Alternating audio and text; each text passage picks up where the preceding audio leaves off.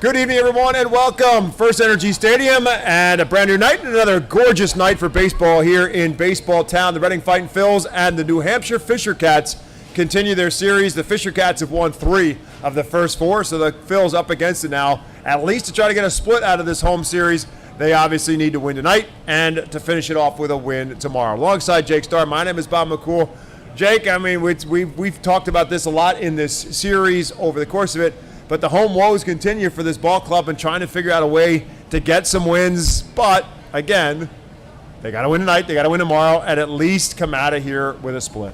Yeah, that's one thing that the team has been pretty good at this year is being able to, whether it's salvage or fight back in a series through the weekend. There's been a lot of instances this year where they fall down, 2-1, 3-1, 3-0 in a series and find a way to fight back for, whether it's to take a second game on Sunday, get yourself into a split situation, or win a series late, kind of like we saw against Harrisburg last week. So that's kind of been a strong suit is when the backs have been up against the wall. They've done a good job fighting back. So I think tonight it's not like a make-or-break game, but in essence it's kind of a game that can really set the tone for how you'll view this series and how momentum will carry over towards Portland next week. You win tonight, you have a chance to go into tomorrow and at least force a split. You lose tonight, if things don't look as good. And last thing I'll say is that in a game of, I don't want to say this magnitude, but a game that can really shift the momentum of this series, you have to feel good about the guy you have on the mound tonight. Yeah, that's exactly what I was thinking, the same thing, which is if you're going to pick a guy for the Fightins right now who you would want on the mound in this kind of a situation, it is the veteran lefty David Parkinson. He's been really, really solid for the Phils, giving them a consistent quality start almost each and every night. Obviously, not every game, every start, but for the most part, most of the starts have been quality starts for David Parkinson. Again, lefty, doesn't get rattled by a whole lot of situations. He kind of understands his position, his role in his team, and knows that this is a big spot. I'm equal to the challenge. Welcome it. Give me the ball. Let me see if I can't get you 6 good innings. I had a chance to talk to David last night just about the season that he's had. And, the question I think everybody wants to ask him is you look at the numbers through first half of the year, July, he was solid. He was giving you good starts, giving you a chance to win. But from July, 7th on, he has been lights out. I mean, the only start that wasn't great was last Tuesday against Harrisburg, when he bounced back with, a shutout. I think it was 6 shutout innings last time out against the Senators last Sunday. And, since July 7th, his ERA is south of 2. In the month of August, I mean, he's my pick for Eastern League Pitcher of the Month. I have no idea when that award gets given out, but probably in the next few days. So anyone who makes those decisions or listening, that's my nomination. Just look at his August numbers. I think it was 3-1, a 1.26 ERA in that range. So, but I asked him, I said, anything really changed? He said, no, he's like, baseball's kind of a crazy sport where you can hit your spots, you can make good pitches, and guys are going to hit it. That's baseball. That's the beauty of the sport, is that you might do your best, but a guy might do a little bit better after that. And he just said, you know what, I was kind of just continuing to hit my spots, do my things, and maybe be a little bit more consistent. And the hard work that he's put in, the numbers have certainly followed. But, he also said, I try not to look at the numbers and just go out there and give my team a chance to win. That's what he's done, and that's what he'll try and do tonight. First pitch tonight is at 6:45. Seats are still available. Mega Blast Fireworks to finish off a 90s tribute night and a certain family that lived in Springfield. Not Springfield, Pennsylvania, but another Springfield. There's like 1,000 of them. I know, but there's certain Springfield. Do we know which Springfield it was? No, it's just Springfield. That's all that matters. And some of them will be here in presence tonight. That's all we can tell you. That's all we know.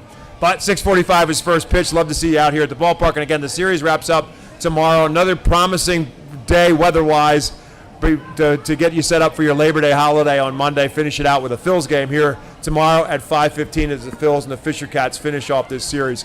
Talking about the starting pitching at David Parkinson, and I guess we really should talk about the other guy that I know a lot of fans want to hear about, and that, of course, is Mick Abel, who the last 2 times out has really given the Phillies what they want to see from Mick Abel. 2 starts ago on the road, he went 7 innings, which was his longest start.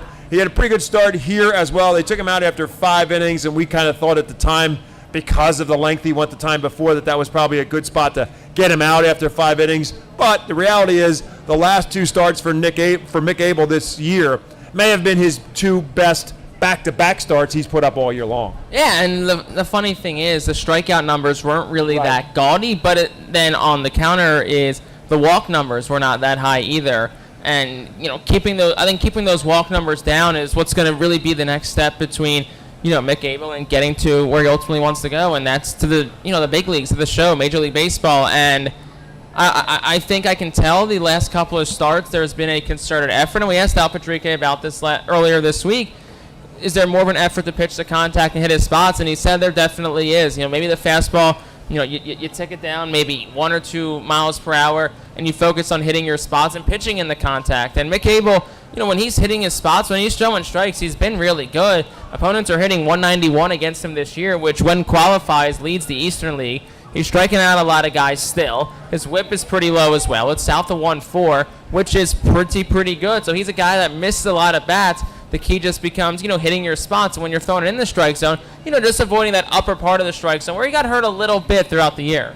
And again, you have to always remember that Mick Abel just turned 22. This is his 3rd season of professional baseball. He missed he only missed about half the season, actually, of his first season of professional baseball. They shut him down a little bit earlier because he had some shoulder tightness, and just to be careful, they shut him down early. So really, it's 2.5 seasons of baseball at the professional level. So he, as we've talked about this all throughout this season when he is pitching, that he's still learning the art of pitching at this stage in his career. And I think that is a very fundamental step that a lot of young pitchers who have the power fastball of a Mick Abel have to learn. Because in high school, he can strike everybody out. You don't have to strike everybody out, and you can still be successful. There's a lot of guys who have been successful at every level of baseball, including the major leagues, who didn't do it by striking people out.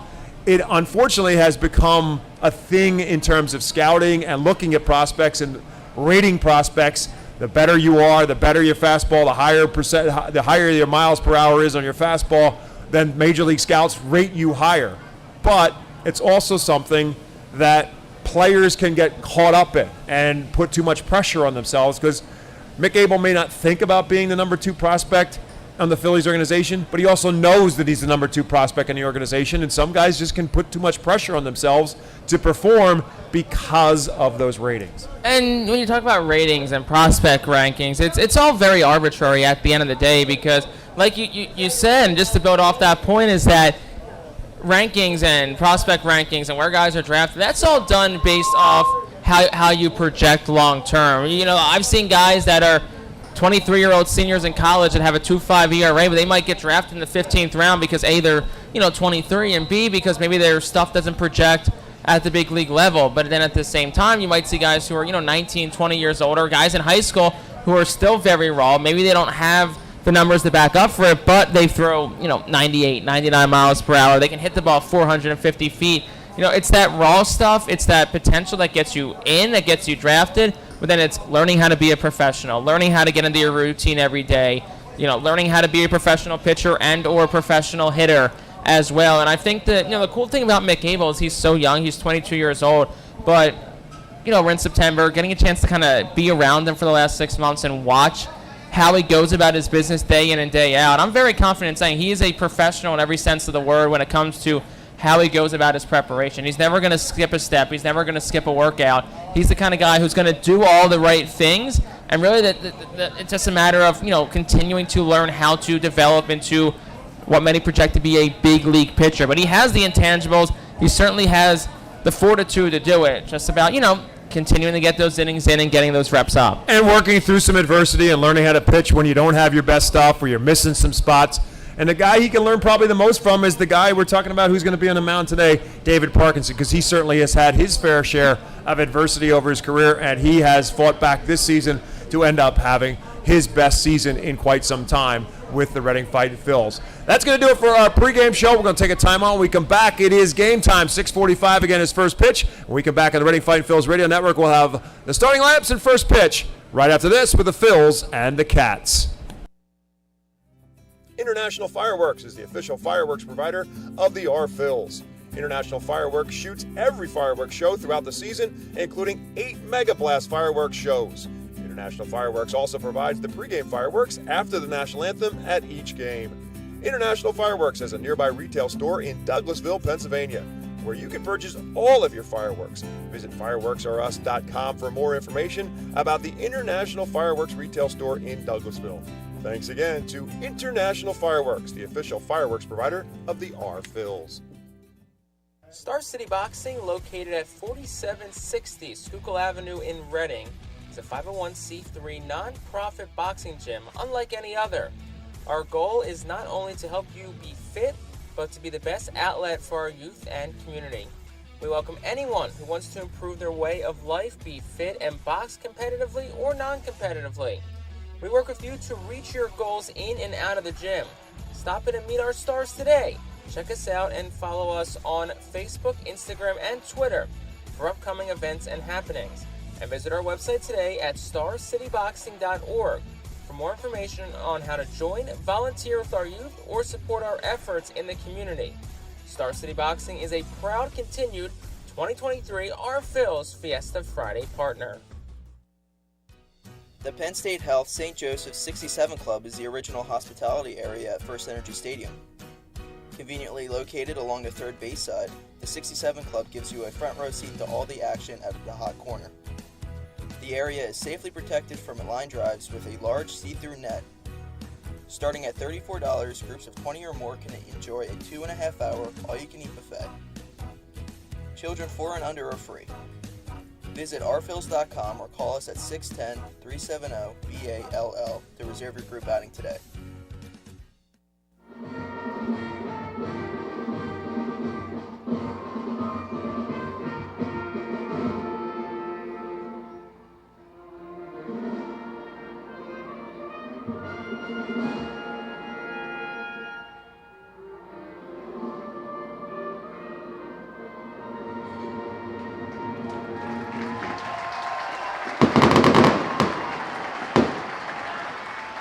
Good evening, everyone, and welcome to FirstEnergy Stadium. The Reading Fightin Phillies, the New Hampshire Fisher Cats.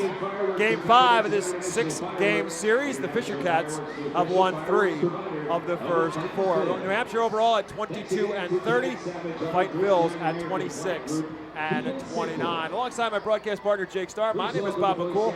Here is the Golden Oaks Landscaping starting lineup for the Fisher Cats. Devontae Brown leads off. Alan Roden will bat second. Miguel Geraldo will bat in the 3 spot. Rainer Nunez bats cleanup. Trevor Schwecke bats 5th.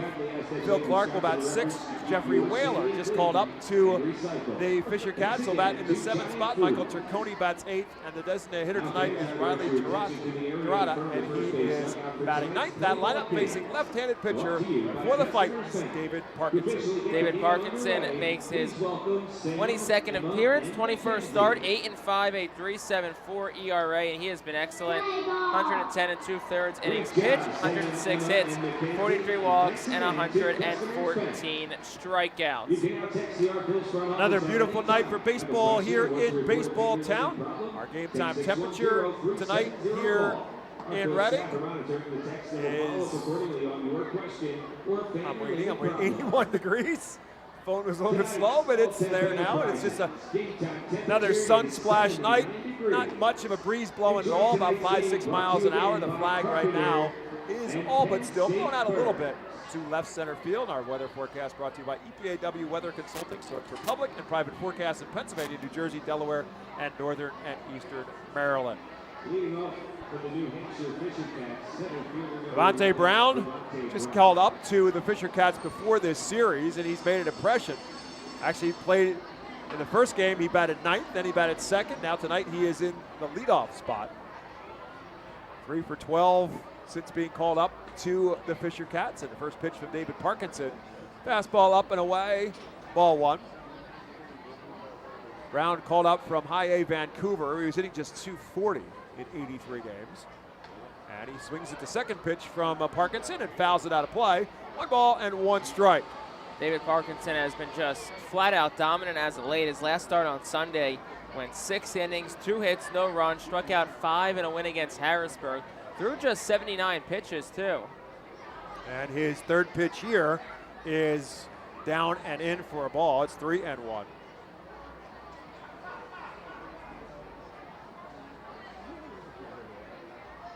This one fouled away. Excuse me, it's 2-1 and now 2-2 as Devontae Brown fouls it out of play. Brown, 23 years of age, played his college baseball at North Carolina State and went undrafted. Out there playing his playing days with the Wolfpack. Picked up by the Toronto Blue Jays as an undrafted free agent out of college after 2022 college season. This one grounded towards third. Up with it on the hop is Nick Ward, and that's one down here in the first inning. David Parkinson is coming off an excellent month of August. I know I talked about it on the pregame show, but once again, just putting in my nomination for David Parkinson for Eastern League Pitcher of the Month. 3-1, a 1.26 ERA across 5 starts. The lone blemish was last Tuesday against Harrisburg, where he gave up 4 earned runs and 5 1/3. But like I said, he bounced back in his following start in the wraparound on Sunday for 6 shutout frames. And first pitch to Alan Roden, the lefty, slaps it down the third base line, and that's going to be trouble. Roden, big turnaround first, but Ethan Wilson quickly gets to it and keeps him at a single. Alan Roden having himself a good series, and he continues. That's his 7th hit of this series with the opposite field single. And that'll bring up Miguel Geraldo. The defense behind Parkinson, as I mentioned, Ethan Wilson is at left. Marcus Lee Sang is in center. Carlos de la Cruz is in right field tonight. Rickson Wingrove is at first. Second base is the birthday boy, Oliver Dunn. At shortstop is Madison Stokes. Nick Ward is at third, and Herbert Iser behind the plate. Pitch to the plate to Hidalgo, rolled towards Ward, slipped to second for one, relay in time. 5-4-3 goes the double play, and the Fisher Cats are retired in the first. No runs, 1 hit, there were no errors, and there was none left. The Fightins will bat for the first time when we come back to Baseball Town. Gear up for Fightin' Phil's season. Visit the Brentwood Industries Fightin' Phil's team store at FirstEnergy Stadium, or check out our online store 24 hours a day, 7 days a week at rphils.com/shop. We have a wide variety of Fightin' Phil's hats, t-shirts, kids apparel, and more. Looking for something new? Check out our latest selections of Los Luchadores de Reading and Reading Hot Dogs gear, plus throwback black R-Train R-Phil's attire.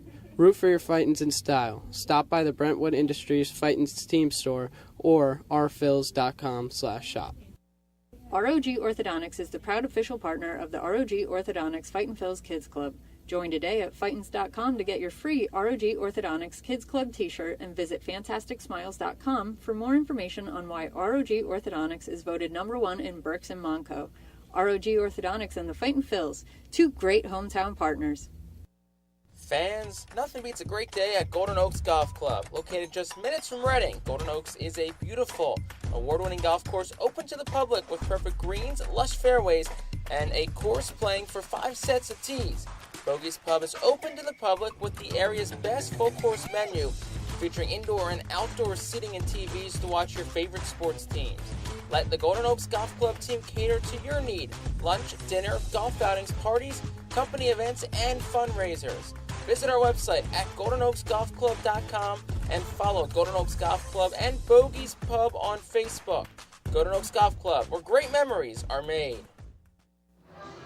Welcome back to Baseball Town. The Golden Oaks Landscaping starting lineup for the home team, the Fightin' Phils. Marcus Lee Sang will lead off. Carlos de la Cruz bats second. Oliver Dunn third. Ethan Wilson will bat cleanup.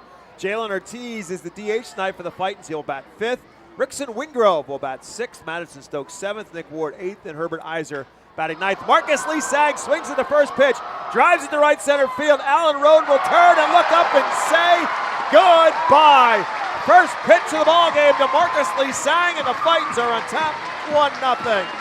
He wastes no time. 99 off the bat, 379 feet. And he needed a fast start tonight after the way last night went. And Marcus Lee Sang wasted no time in doing just that. Second home run of the season for Marcus Lee Sang since his call up from Jersey Shore. He hit 8 home runs with the Blue Claws, his second here in Baseball Town, and his third RBI. The Phils with a fast start is Carlos de la Cruz, the team leader in home runs, now steps to the plate. And he swings at the first pitch, drives this one straight up in the air. Left fielder Trevor Schwecke will call for it and fight a little bit and eventually make the catch. Had a little bit of trouble with it for a moment, but he makes the catch for out number 1. And in 2 pitches, we've got 2 batters retired, one of them by way of a home run, one of them by way of a fly ball. And again, this lineup is facing right-hander for the Fisher Cats, Luis Quinones. Quinones is a 26-game, 10 start, 4-4, a 5.02 ERA, 71 2/3, 55 hits, 27 walks, and 87 strikeouts. And also, home run from Lee Sang is Reading's 4th home run to lead off a game this year, and the first time it's happened at home.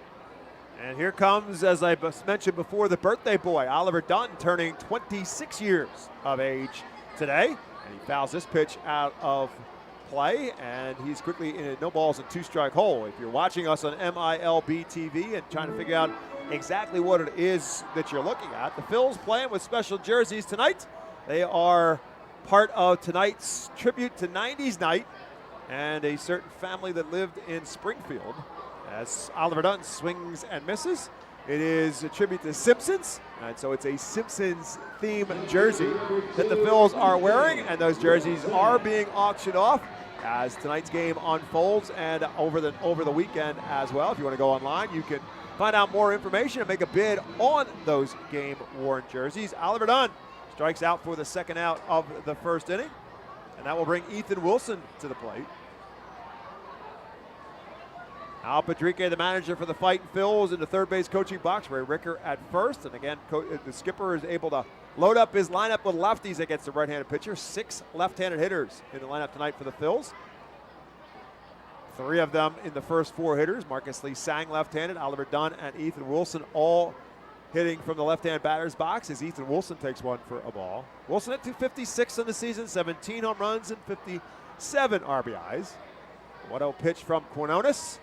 It's fouled straight back. Phil's coming out swinging early on against Quinones. Marcus Lee Sang swung at the first pitch he saw for a home run. Carlos De La Cruz did the same, but his was a flyout. Ethan Wilson swings at that one. It's now 1 ball and 1 strike.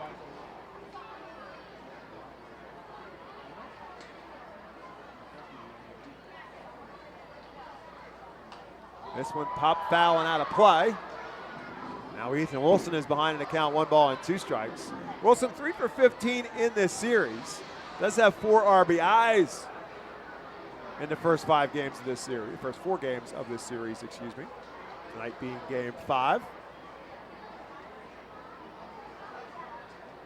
1 ball and 2 balls and 2 strikes. Now time is called at the plate by Ethan Wilson. Ethan generally calls time when he gets 2 strikes. He didn't there, but ultimately was forced to because Quinones was ready to pitch and Wilson had not yet settled into the box. So now he's settled in at 2-2.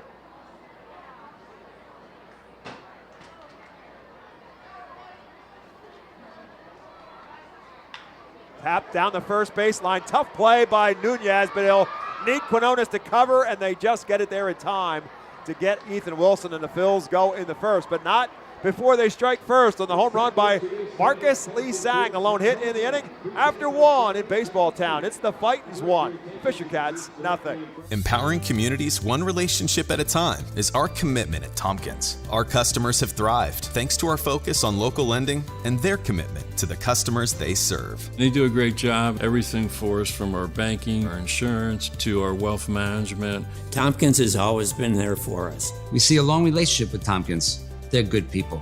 Tompkins, banking, insurance, wealth. Member FDIC, equal housing lender. Investment and insurance products are not FDIC insured, not bank guaranteed, and may lose value. Our Phils fans can continue to expect great performances all season long on the Burke's Commercial Roofing stage. It's the home of great local talent, including the Our Phils mascot band. Burke's Commercial Roofing prides itself on being a locally owned and operated company that puts an emphasis on customer service. They provide free on-site estimates and can handle any size repair, restoration, or replacement. Visit burkscommercialroofing.com or call 610-717-3949 for more information. And don't forget to sit back, relax, and enjoy the show at the Burke's Commercial Roofing stage at America's Classic Ballpark. Burke's Packing is a family-owned and operated meat processor located here in Reading, specializing in hot dogs, ham, specialty meats, and more. Burke's Packing provides America's Classic Ballpark with quality products, including the highly acclaimed flat-top grilled hot dog. Join us for Burke's Packing Sunday Family Fun Days at Sunday home games all season long at FirstEnergy Stadium. Established in 1928, the Manor Golf Club is one of the oldest public courses in eastern Pennsylvania, located conveniently between Philadelphia, Lancaster, and Allentown in Sinking Spring. The Manor Golf Club offers a true test of golf on a traditional championship-style golf course where shot making takes precedence over length. Visit themanorgolfclub.com for more information. We head to the second with the Fightins on top 1-0. Rainer Nunez leading off for the Fisher Cats. The cleanup hitter drives one into left center field. Back it goes and turned, and we are tied. Rainer Nunez on the first pitch he sees in the second inning with the solo home run. It's tied 1-1. Well, the Fisher Cats waste little time responding. Nunez crushed it. It was a fastball pretty much center cut, 401 feet, 105 miles per hour off the bat. And look, and Reading got out to that start. New Hampshire, if you wanted to respond quickly, they wasted literally as zero time as possible to respond. But, also the same thing with Quinones as Parkinson. Best mistake to make in baseball is the solo home run. Seventh home run of the season for Nunez is being called up from Vancouver at the end of May. The irony of that is the fact that both of these two pitchers, Parkinson and Quinones, coming into tonight's game, both had surrendered 15 home runs. Well, make it 16 apiece, as it's now a 1-1 game, and Trevor Schwecke is at the plate. And it's a 1-1 to the right-handed hitting Trevor Schwecke, who is 3 for 12 in his series at 265 on the year. Big swing, no contact at the off-speed pitch. Schwecke swinging fastball and gets the off-speed pitch, and now he's behind 1-2 strikes. Cesar Martin, the manager for the Fisher Cats in his third season in New Hampshire, managing and coaching in the third base coaching box for the Cats. And the breaking ball by Parkinson just misses. I think David Parkinson thought he had strike 3, but instead he's got ball 2. It's 2-2 to Trevor Schwecke. Yeah, just off the plate. Not a bad 2-strike pitch, though, or location from Parkinson. Swing and a miss, and now he's got strike 3. First strikeout of the night for Parkinson, out number 1 in the second.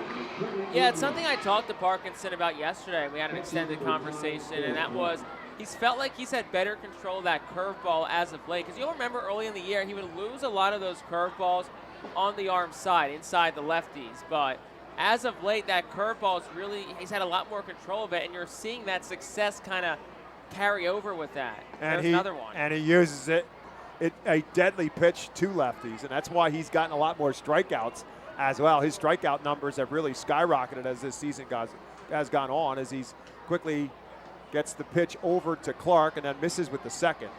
That last one was strikeout number 115 on the year. He ranks number 9 in the Eastern League when it comes to total strikeouts.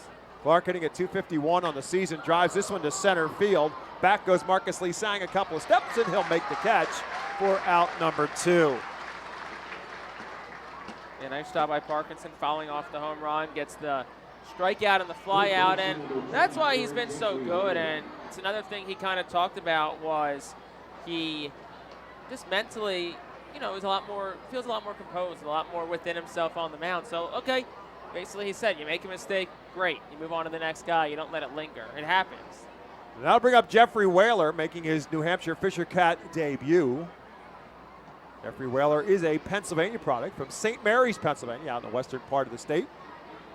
Played his college baseball initially at Youngstown State, played there for 3 years, and then transferred, played his final season at Pitt. Now he's in a 1-1 count. Toronto organization signed him this season as a free agent. And he fouls this one out of play. It's 1-2 strikes.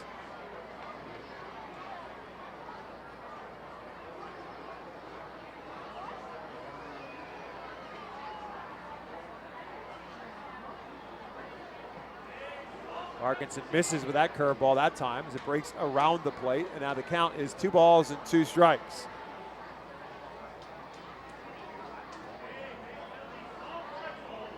Swing and a miss, strike 3, and that'll do it for the Fisher Cats. So the solo home run ties the game, the lone hit in the inning for New Hampshire. After an inning and a half in Baseball Town, it's the Phils 1, the Cats 1.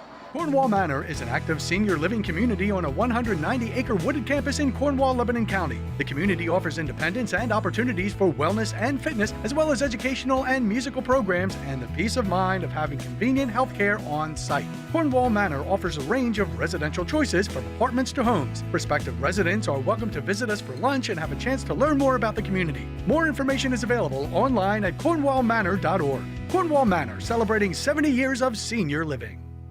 Star City Boxing, located at 4760 Schuylkill Avenue in Reading, is a 501c3 non-profit boxing gym unlike any other. Our goal is not only to help you be fit, but to be the best outlet for our youth and community. We welcome anyone who wants to improve their way of life, be fit, and box competitively or non-competitively. We work with you to reach your goals in and out of the gym. Stop in and meet our stars today. Check us out and follow us on Facebook, Instagram, and Twitter for upcoming events and happenings. And visit our website today at starcityboxing.org for more information on how to join, volunteer with our youth, or support our efforts in the community. Star City Boxing is a proud continued 2023 Our Phil's Fiesta Friday partner.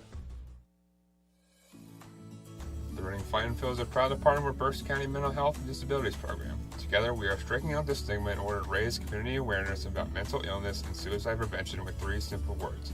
Are you okay? The help is to begin a conversation to show Berks County that we care. Suicide hurts and affects everyone, but help is here.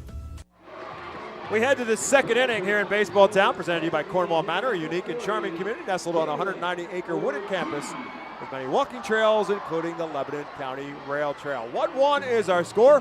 As we head to the bottom half of the second inning, the Fightin' Phils and the New Hampshire Fisher Cats. Jalen Ortiz leading it off for the Fightins, facing right-hander Luis Quinones. And Ortiz takes the first pitch low and away for a ball. Jalen having a good series, 3 for 7 so far with a double and a couple of RBIs in the series. Batting average now at .210 as he stands in with 8 home runs and 33 RBIs. Quinones comes with his 1-1 pitch. It's low, ball 2. Quinones, 25 years of age. Was called up briefly to AAA Buffalo earlier this season, back in April. Been both a reliever and a starter throughout his minor league career in the Toronto organization. This one, Ortiz fouls out of play.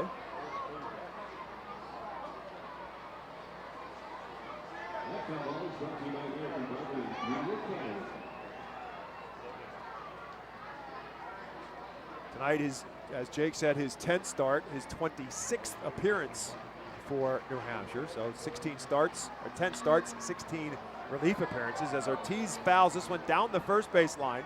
Rainer Nunez will give it chase. He'll run out of room. The defense behind Quinones, Trevor Schwecke is in left field, Devontae Brown in center. Alan Roden is in right, the guy we just mentioned. Rainer Nunez, the first baseman. Miguel Geraldo is at second. Michael Turconi is at short. Jeffrey Whaler is at third. And Phil Clark is behind the plate. 2 balls and 2 strikes to right-handed hitting Jalen Ortiz.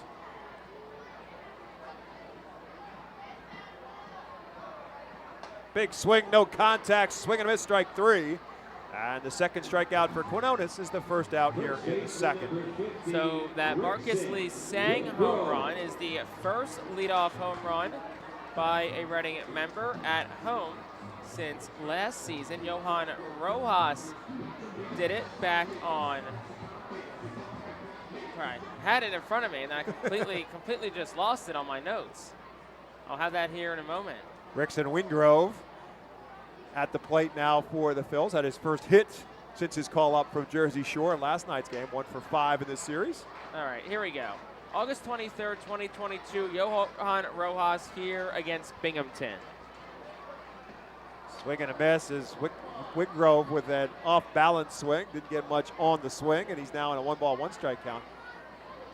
Reading's last leadoff home run in general was Nick Ward back on August 10th against this New Hampshire team.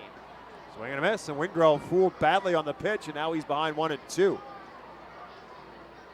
the Phils have not hit a leadoff home run all season here at. I would have thought they had. I find that interesting because I just in my head thought that they had somebody hit a leadoff home run. Wingrove again, same pitch, same result. Rickson Wingrove fooled badly on the pitches, and he is a strikeout victim. Third already for Quinones, and that has been a theme for this Phil's team throughout this series. With their 3 strikeouts tonight, that's now 57 punch-outs for New Hampshire pitching so far in this series. The guy that got it started, Ricky Tiedemann, is scheduled to start tomorrow for New Hampshire. He had 11 in his pitching performance. As Madison Stokes stands in and fouls this one, or lifts this one down the right field line, it will be right along the line, and Alan Roden will make the catch in fair territory. And a quick and quiet inning for the Phils in the second. 1, 2, 3 they go with no hits and no runs, and 2 complete. It stands Reading 1, New Hampshire won. Cornwall Manor is an active senior living community on a 190-acre wooded campus in Cornwall, Lebanon County. The community offers independence and opportunities for wellness and fitness, as well as educational and musical programs and the peace of mind of having convenient health care on site. Cornwall Manor offers a range of residential choices from apartments to homes. Prospective residents are welcome to visit us for lunch and have a chance to learn more about the community. More information is available online at cornwallmanor.org. Cornwall Manor, celebrating 70 years of senior living. The Fightin Phils know who to call for trash and recycling services. A proven winner, JP Mascaro & Sons. The industry leader for over 50 years. Trust the familiar Mascaro Blue Elephant to provide dependable, quality service for your home or business. That's JP Mascaro & Sons, one of the top companies in its industry. Trash and recycling services for home, business, and industry. We are hiring and have open positions in Berks County. Check our website for open positions at jpmascaro.com or call 1-888-MASCARO. JP Mascaro & Sons, ready to serve you. Every time you grab an ice-cold 20-ounce Pepsi, you'll find a Pepsi emoji on the side of the bottle. So while the Pepsi delivers this, the Pepsi emoji delivers this. Welcome back to Baseball Town, where the Reading Fightin Phils and the New Hampshire Fisher Cats are headed to the third inning in a 1-1 tie. David Parkinson on the mound will be facing Michael Turconi, Riley Tirada, and Devontae Brown due up for the Fisher Cats here in the third. And I am joined in the booth, the new chancellor at Penn State Berks. Look how happy she is when I say that. Rada Piatti is joining. Piatti is joining me in the booth. And Penn State Berks is the sponsor for tonight, one of the sponsors tonight for our Mega Blast fireworks. And Rada, first and foremost, welcome to Baseball Town, your very first visit here. Thank you. It's a thrill to be here tonight. It's a wonderful evening, and we've had a great night. How many people are here from Penn State Berks? Do you have any idea? I don't know how many people here total from Penn State Berks. Quite a few, though. Lots of people eating, lots of students here on both sides. Well, that's pretty good. There's a pop-up down the third baseline, and Nick Ward catches in foul territory. The reason I say that is because I understand there's a football game tonight, there is, and there's a certain university there, that's yes, being played, so I figured it might have a hard time pulling some of those people away. Yep, we did get some good student turnout tonight. That's good. See that? If you offer them the right thing, which is to come out and watch a baseball game on a beautiful night, you can even pull them away from a Penn State football game. How about that? So this is this is your first year at Penn State Berks. It is my first year. I'm thrilled to be here. Yes. Where were you at before, if I may ask? I was at Westchester University. Oh, well, it was a short trip. It's Down not the that street. far. Okay. Well, it's very interesting that the guy playing at third base for the Fightin Phils, Nick Ward, is a Westchester University product. He was on the national championship team back in 2007. See, it's a small world. Everything leads to Baseball Town somehow or another. So now you have something else in common, is our third baseman came from Westchester University, just like you did. 2 balls and 1 strike to Riley Tirada. So, first and foremost, what makes being a sponsor here in Baseball Town and the Reading Fightin Phils a good marriage for Penn State Berks? Penn State Berks is all about working with our community. We are one community impacting many. We are engaged with Berks County, with Reading in so many different ways. We put students out there. We bring folks onto our campus. We're thrilled to interact with the community as much as we can. And this is part of that.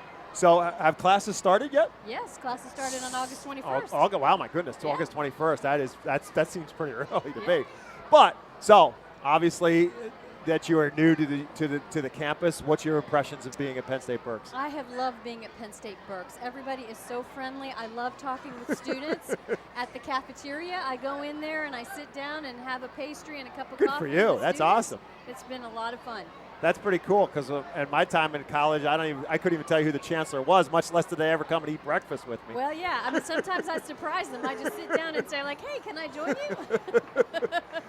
So what are you most excited about with your first season at Penn State Berks? I'm excited about all the good work that we're doing to create a really learner-centered campus. Our campus is a lot of fun. We want students to come and get engaged in activities, come to our own athletic events. Right. I'm going to a tennis match myself in just a couple of weeks. There you go. And going to soccer games too, and kind of getting students out there to have fun on our campus. And so I'm really excited about student engagement this year. We're going to really push our student engagement this year. New Hampshire Fisher Cats have a man on first base and 1 out here in the third inning. Devontae Brown is at the plate. 2 balls and 2 strikes to him. I think what you just mentioned, there's a couple things that I think I ought to bring out as a longtime Berks Countyan, because once upon a time, Penn State Berks was just kind of thought of as, quote-unquote, a junior college, associate's degree only, and you could go there, get a 2-year degree. You could go to main campus, you could go anywhere else, but that's far, far from what Penn State Berks is in 2023. Penn State Berks has changed. We offer lots and lots of 4-year degrees in subjects that people really need. We've been doing engineering for over 20 years. Wow. And so we've got students doing engineering, business, accounting, psychology, the whole range. You can do 2 years, you can do the 4-year. You can go up to University Park if you want. Correct. So, I think that's kind of what I was thinking most about, is the fact that you can get a 4-year Penn State degree without leaving Berks County. Absolutely. Yeah. And I don't know that there might not be some people out there who would probably be surprised by that, just because that's what it used to be, but it's long ago changed in that way. But again, the other piece of that is you go there for 2 years and you think, maybe I still don't want to go to main campus. You could go and get your associate's degree at Penn State Berks and then eventually get your bachelor's somewhere else. Yes, you can. You absolutely can do that. A lot of students come thinking they're going to do 2+2, and they fall in love with the Berks campus and they stay. I'm sure that's very true. It is a beautiful campus. There's no doubt about it. Alan Roden takes one for a called strike. It's 1 ball and 1 strike. And, look, for some people, going to a big school is what they want to do. For some people, going to a small school seems like the right thing to do. A lot of that may be where you went to high school at. You might have come from a small school, and going to a campus with 50,000 people is just too much to take into consideration. And so the small school is the right place to go. Yes, someone at Penn State Berks will be your person who knows you, who remembers you. We really pride ourselves on that personal attention to students. Very interesting perspective. As Alan Roden is at the plate now for the Fisher Cats, he takes one outside. It's 3 balls and a strike now. Man on first base, 2 outs, 1-1 score here in the top half of the 3rd inning. I'm talking with Rada Piatti, who is the new chancellor at Penn State Berks, just coming to campus this fall as the school students are underway, and another walk here to Roden. So there's now 2 on and 2 outs here in this 2nd inning. That'll bring Miguel Harada to the plate. The other thing I wanted to ask you about with the Penn State Berks and the makeup of some of the students, I would assume that you're probably pulling students from a very wide range of areas, not just obviously Berks County, but not just southeastern Pennsylvania as well. Yes, we are pulling students from all over. Like, I sat down yesterday on campus and had a pastry with a student from Connecticut, a student from New York, and a student from Maryland. And another day I sat down and had lunch with a bunch of students from New York and New Jersey. Wow. So we've got lots of students from the whole region that want to be at a campus like ours, where they get the personal attention, the majors they're interested in. Penn State is so strong in engineering. Yes. Here at Berks or in University Park. So we draw lots of students for all of our offerings.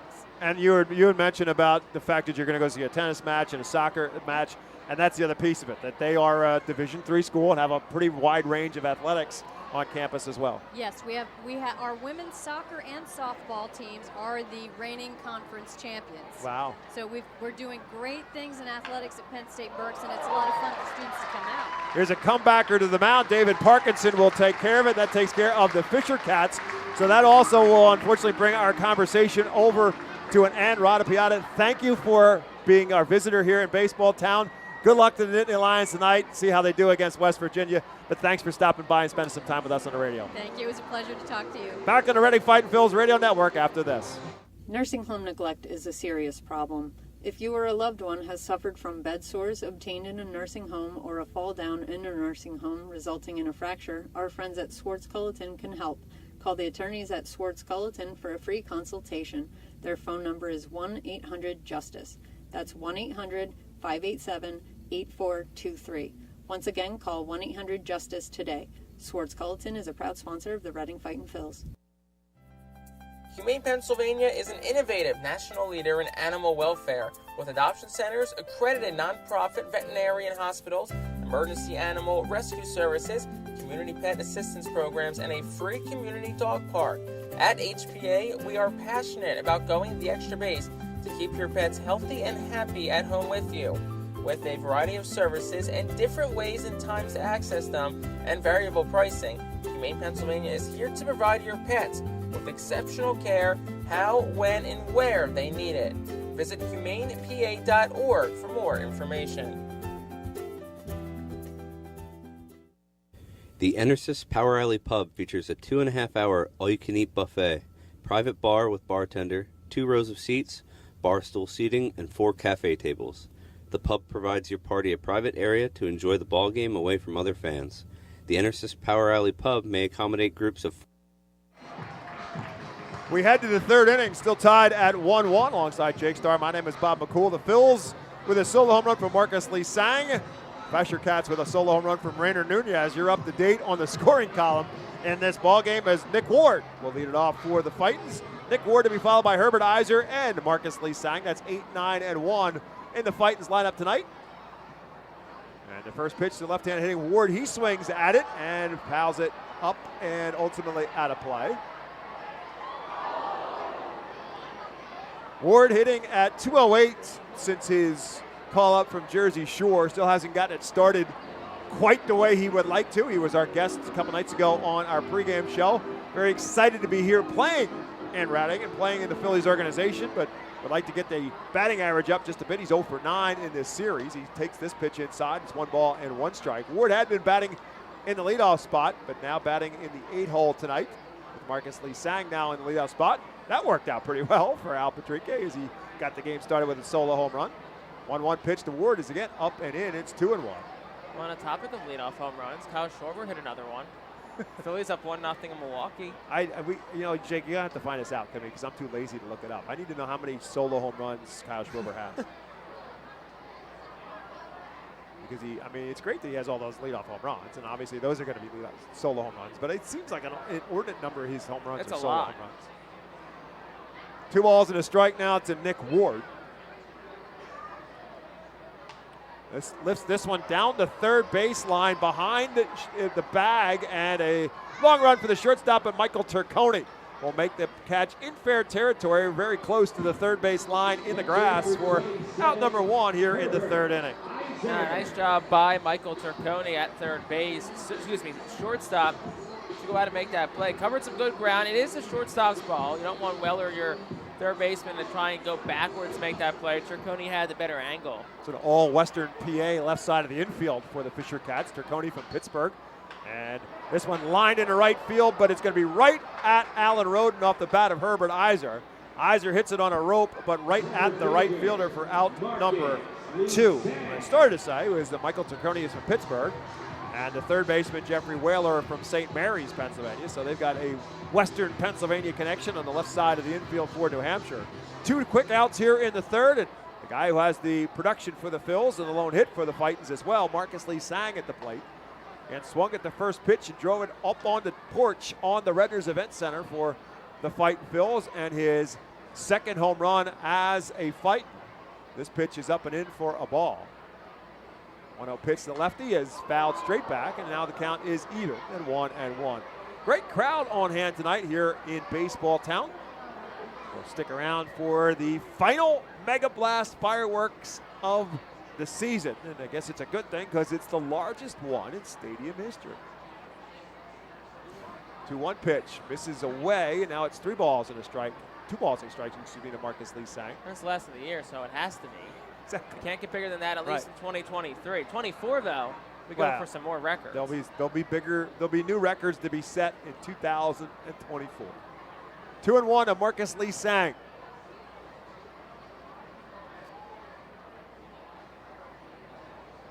Fouls that one straight back.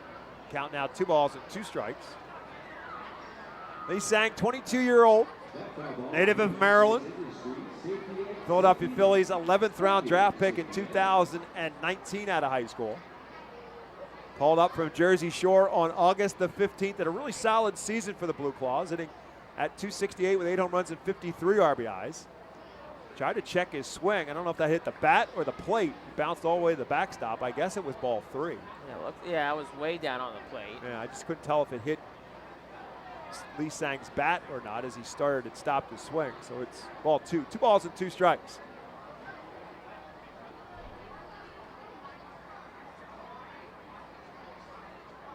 This one lined into center field and falling fast. Devontae Brown, however, will close the gap and make the catch for the third and final out. Again, the Fightins go 1, 2, 3 in the third. 3 complete. It is still Fisher Cats 1, Phils 1.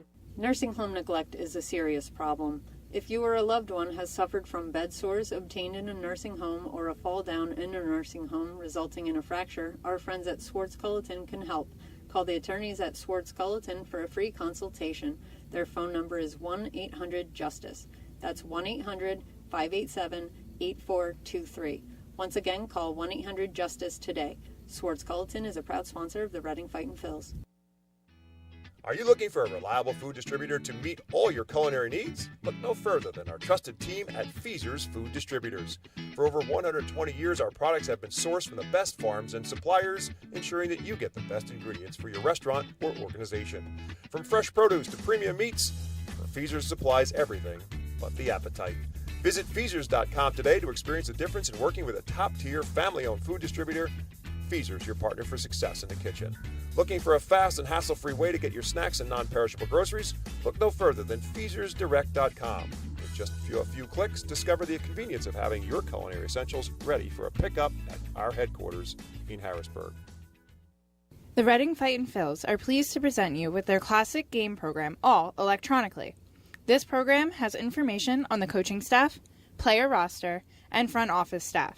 It also includes feature stories and alumni reports on all of your favorite guys who spent time in Baseball Town. Visit ourphils.com/programs to check. Welcome back to Baseball Town. 1-1 is our score. The Fisher Cats and the Fightins. As we head to the top half of the fourth inning, taking over, play-by-play, Penn State University alum, Jake Starr. Very Penn State tonight. We had Penn State Berks last inning. I'm clearly outnumbered. Penn State's but my football team has a better record than your football team does. Let's talk at 10:45 tonight. Well, I'll chirp while I can chirp. Rainer Nunez leads off the top of the fourth, a 1-1 ball game. David Parkinson back out on the mound. He'll face the middle third of the lineup for the New Hampshire Fisher Cats. The first pitch is down for a ball. It's 1-0. Penn State, of course, set the kickoff with West Virginia in about 10 minutes' time from Beaver Stadium up in University Park. The 1-0 is outside 2-0. Nunez, one of the 2 hits tonight for New Hampshire, was a solo home run back in the second. Parkinson snaps a curve over for a called strike. It's 2-1. Nunez, who had the go-ahead hit on Wednesday in the Fisher Cats victory, 2-1, swinging and a miss 2-2. Another nice off-speed pitch from David Parkinson. Nunez 3 for 16 across the week, has doubled, driven in 3 runs. 2-2. Curveball, swinging and a miss, struck him out. Third strikeout tonight for David Parkinson. First out of the inning, and that'll bring Trevor Schwecke to the plate for the Fisher Cats. Third time Parkinson's seen New Hampshire this year. Most recently pitched at Delta Dental Stadium on August the 11th. Picked up the win over 6 shutout innings of work. First pitch to Schwecke is a curveball, swung on and fouled back. Gave up 4 hits, 7 strikeouts. And I mean, it feels like a broken record at this point when we talk about just how good David Parkinson has been as of late. Here's the 1. That's a fastball up and away. It's 1-1. Ranks amongst the leaders in the Eastern League in pretty much every pitching category. The next pitch, a curveball. It's fouled back. It's 1-2. Yeah, we talked about David Parkinson tonight in our pregame show, and it's just from my perspective in today's game, in the world of baseball and what it has become, it's a great reminder that you, again, don't have to throw 98 to get professional hitters out. 1-2's bounced. It's 2-2. There's a lot of ways you could be an effective pitcher. It's not just trying to throw the ball by everybody each and every pitch. And when that curveball's working, all it does is make that fastball come out even harder. Absolutely correct. Really changes the deception of the hitter. 2 balls, 2 strikes. Parkinson fires, and it's a curveball whacked on the ground towards third, but it'll go just foul. To the left of the chalk, Nick Ward will toss it into the crowd. You know, Nick Ward one day long ago was one of those fans watching Phillies games. Not here. I was going to say, never came to FirstEnergy Stadium. He grew up less than an hour away. 2-2. That misses in tight, 3-2. To his credit, though, he threw his dad under the bus wholly on that. He blamed that all on his father for never bringing him here to Reading. And if Mr. Ward is tuned in tonight? No, he's not. Well, he might be, but he's got headphones on because he's here because his son's in the lineup. That's what he said. Nick says, I tell him every day whether I am or I'm not in the lineup, and if I am, he comes up. 3-2 is chopped in the ground foul. But if you are watching from home tonight, Mr. Ward, thanks for watching. Maybe he's a big Penn State fan, and he wants to watch the Nittany Lions take on West Virginia. Could be. And don't you feel bad for all you've been missing from not coming to baseball town for all these years? Simpson's night. Great night here at the ballpark. 3 balls, 2 strikes, and an out. Parkinson will try the full count pitch again, and it's at the knees for a called strike 3. Trevor Schwecke didn't think so. He was halfway up the first base line, and it's the 4th strikeout for Parkinson, 2nd in a row. And you look back at where it landed, it was right at the knees, bottom of the knees. Great spot for Parkinson. Here's Phil Clark, the catcher. Yeah, you see so much of hitters today taking a 3rd strike and then arguing with the umpire. And the old adage of if it's close enough to swing, you got to swing. And that was certainly close enough. Clark was, let's say, a curveball that Parkinson lost arm side. So we'll let Clark on the first pitch of the at-bat. It's the 9th time Clark's been hit this year. He leads all active Fisher Cats. So it's a 2-out base runner for New Hampshire, and that'll bring Jeffrey Whaler to the plate. That's what you were talking about earlier with Parkinson and that curveball, not having the bite on that curveball earlier in the year that he has now, but that one just did break for him. But it's been a very, very effective pitch against left-hand hitters. Whaler will swing at the first pitch, throw it in the air, out towards right center. Back goes Lee Sang, and he will play it off the wall. It takes a long hop away from him. All 3 outfielders converge to field it. De La Cruz eventually picks it up, but in the 3rd with a slide goes Whaler. It's an RBI triple to score Clark, and it's 2-1 Fisher Cats. Yeah, Marcus Lee Sang misplayed that ball. He ran it all the way to the wall. You've got to have an idea as you're coming out to that Redders Event Center and that big brick wall that there's a certain point where you're not going to get there, and you got to get back and get the deflection off the wall. And Lee Sang was too close to the wall. It hit off the bricks and then caromed well over his head, and Carlos De La Cruz had to come over to get it. That allows the run to score and the hitter to get to 3rd. First pitch of Cerconi is a curveball that misses down and in. It's 1-0. If he plays that deflection properly, he has a shot to keep Phil Clark from getting all the way around to score, or maybe having a shot to throw him out at the plate, depending. 1-0. Down low, 2-0. And the 2-out hit by pitch also comes back to bite Parkinson. So the Fisher Cats lead it 2-1. 2 outs in the top of the 4th. 2 balls, no strikes to Michael Cerconi. 0 for 1 tonight, popped up to the 3rd baseman. The next pitch is shot foul into the main grandstand. That one was whistling, and it looks like everyone thankfully is okay. So it's 2 balls and 1 strike. So I can hit one of the few empty seats over to our left. It's a pretty full grandstand beneath us. 2-1, little check swing, bouncer out in front of the plate. Parkinson fields, he'll fire to first. And it's in time. Saves a run and gets the final out of the inning.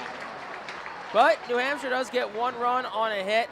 They do leave 1 on base. We're through 3.5. Bottom of the 4th up next. Our score, New Hampshire 1, Reading. New Hampshire 2, Reading 1. The Louisiana Swamplands. Out here, you're either lunch or you're enjoying it. Make sure you end up on top with the all-powerful lineup of Kia SUVs, like the Telluride, Sportage, and Sorento, equipped with available all-wheel drive, higher ground clearance, and the interior capacity to bring everything you need, so you'll always remain more than a gator's length ahead. Visit your local Kia dealer today to find your next adventure in our ever-capable lineup of SUVs. Kia, movement that inspires. Call 800-3334-KIA for details. Always drive safely.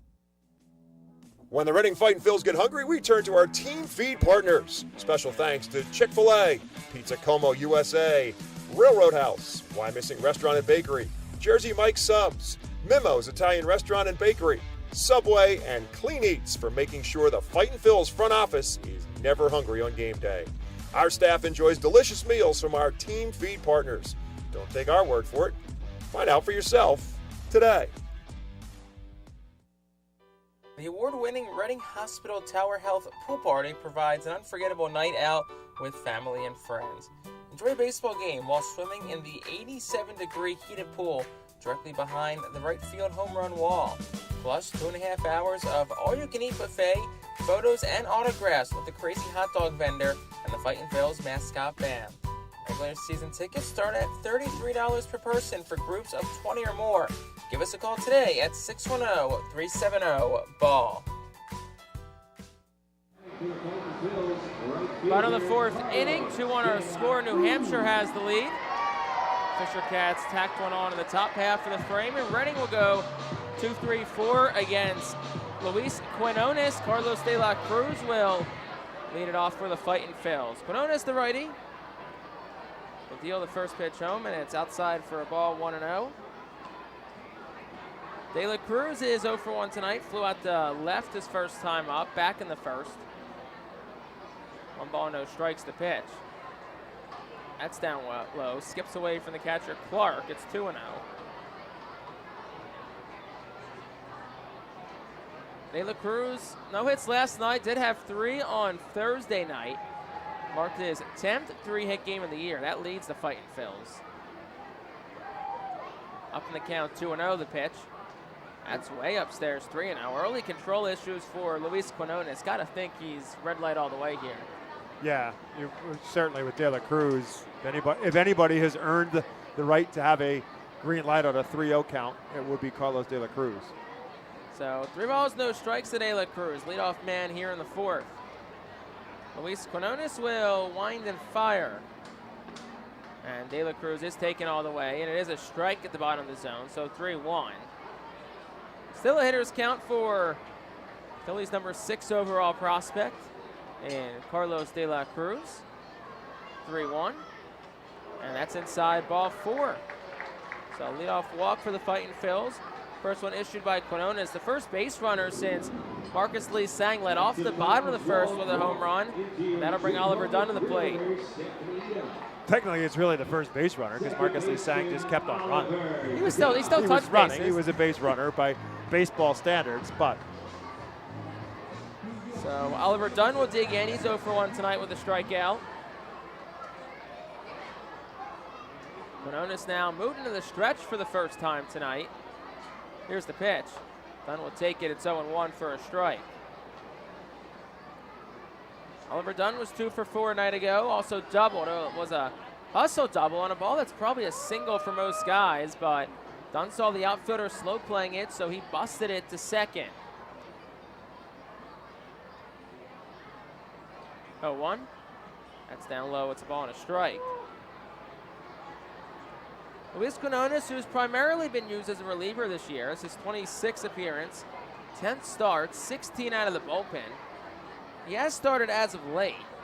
Last time he pitched was Sunday, but doesn't go down as an official start because he went just 2 innings before the game was canceled due to rain against Binghamton. 1-1. That's down low, 2-1. Last time he actually officially started was last Tuesday, the 22nd. Suffered a loss, 4 2/3 innings, 7 hits, 5 runs, and 6 strikeouts for Quinones. Hope here at De La Cruz at first, 2 balls and a strike to Oliver Dunn. And the offering, outside 3-1. For Oliver Dunn here, definitely want to be super selective. 1 pitch, 1 small spot you're looking for here. Quinones has struggled with command of the inning. He's thrown 7 balls to just 2 strikes. Set at the belt. And the pitch. That's down low, ball 4. Back-to-back walks issued by Luis Quinones. We'll see if we get any movement in the Fisher Cats bullpen. Doesn't appear like any yet. So here comes Ethan Wilson.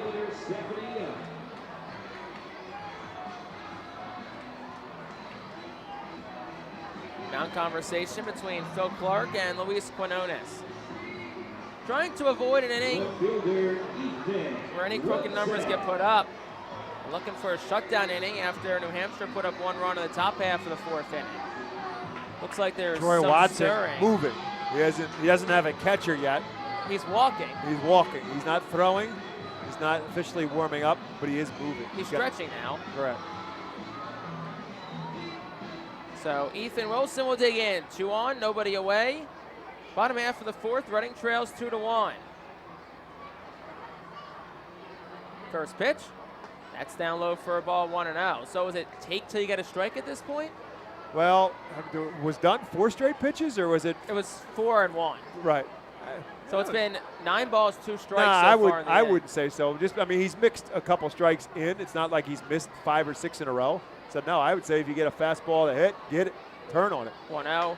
Well, he swings at it. It's flying in the air out towards left. Schwecke I don't doesn't see think it. Schwecke sees He it. has no idea. Turconi goes out, and somehow the shortstop makes the over-the-shoulder catch. That's a For out great number play 1. by Michael Turconi. Because Trevor Schwecke still doesn't know where it is. And it's that awkward twilight time of night where balls, more often than not, compared to other times of night, will get lost in the lights. Right. Right now, Trevor Schwecke's heart is probably pounding in his chest. That is a scary, scary feeling as a fielder when you have no idea where the ball is. And Michael Turconi realized that and went a long way into shallow left field to make the catch. First pitch to Ortiz upstairs for a ball. It's 1-0. It's a huge break for Quinones in New Hampshire that ball was in the air long enough for Turconi to go back out there and get it. Because, like I said, Schwecke still didn't see it. But you're also standing out there now if you're Trevor Schwecke going, am I going to see the next one when it gets hit to me?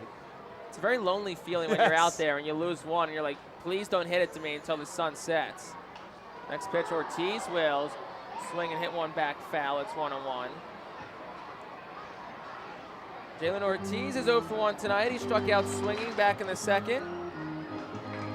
Phillies also up 2-0 now on Milwaukee. JT Realmuto just hit a solo home run, so him and Schwarber both homers tonight.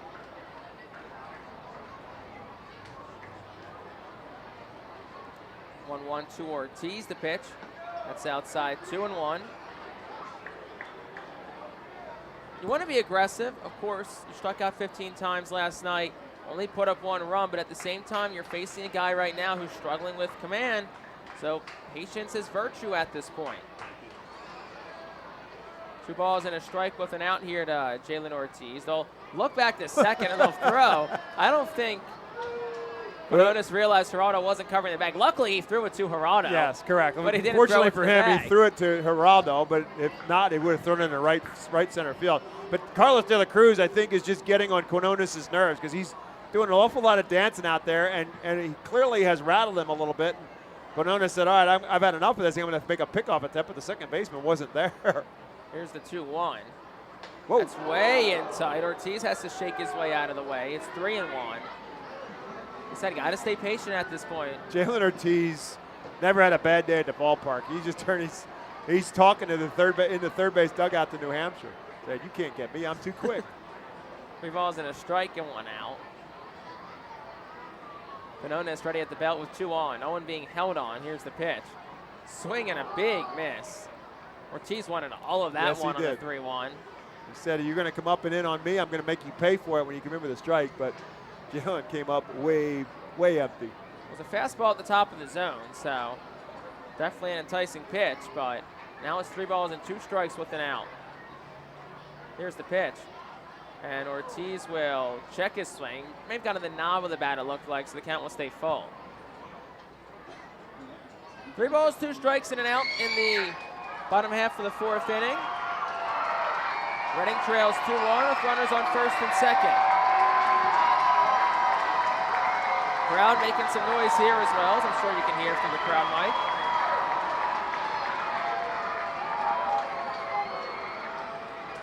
Jalen Ortiz, a 6-game hit streak. That's a season high. He's reached base in his last 7. Currently 0 for 1 tonight.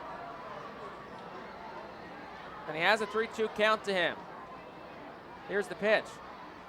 Swing and a miss, struck him out. Quinones went to a fastball. Ortiz unable to catch up. He's down on strikes for the 2nd time. 4th strikeout for Quinones. And here's Rickson Wingrove as Quinones is now 1 out away from escaping an early jam. Yeah, this is a spot where you walk the first 2 guys in the inning. And it's just a spot where you got to make a guy pay, especially when you're down a run.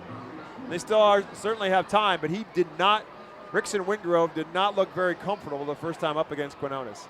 A lot of off-speed pitches he was way out in front of. First pitch to Wingrove, and he'll take on the outside corner. It's 0-1.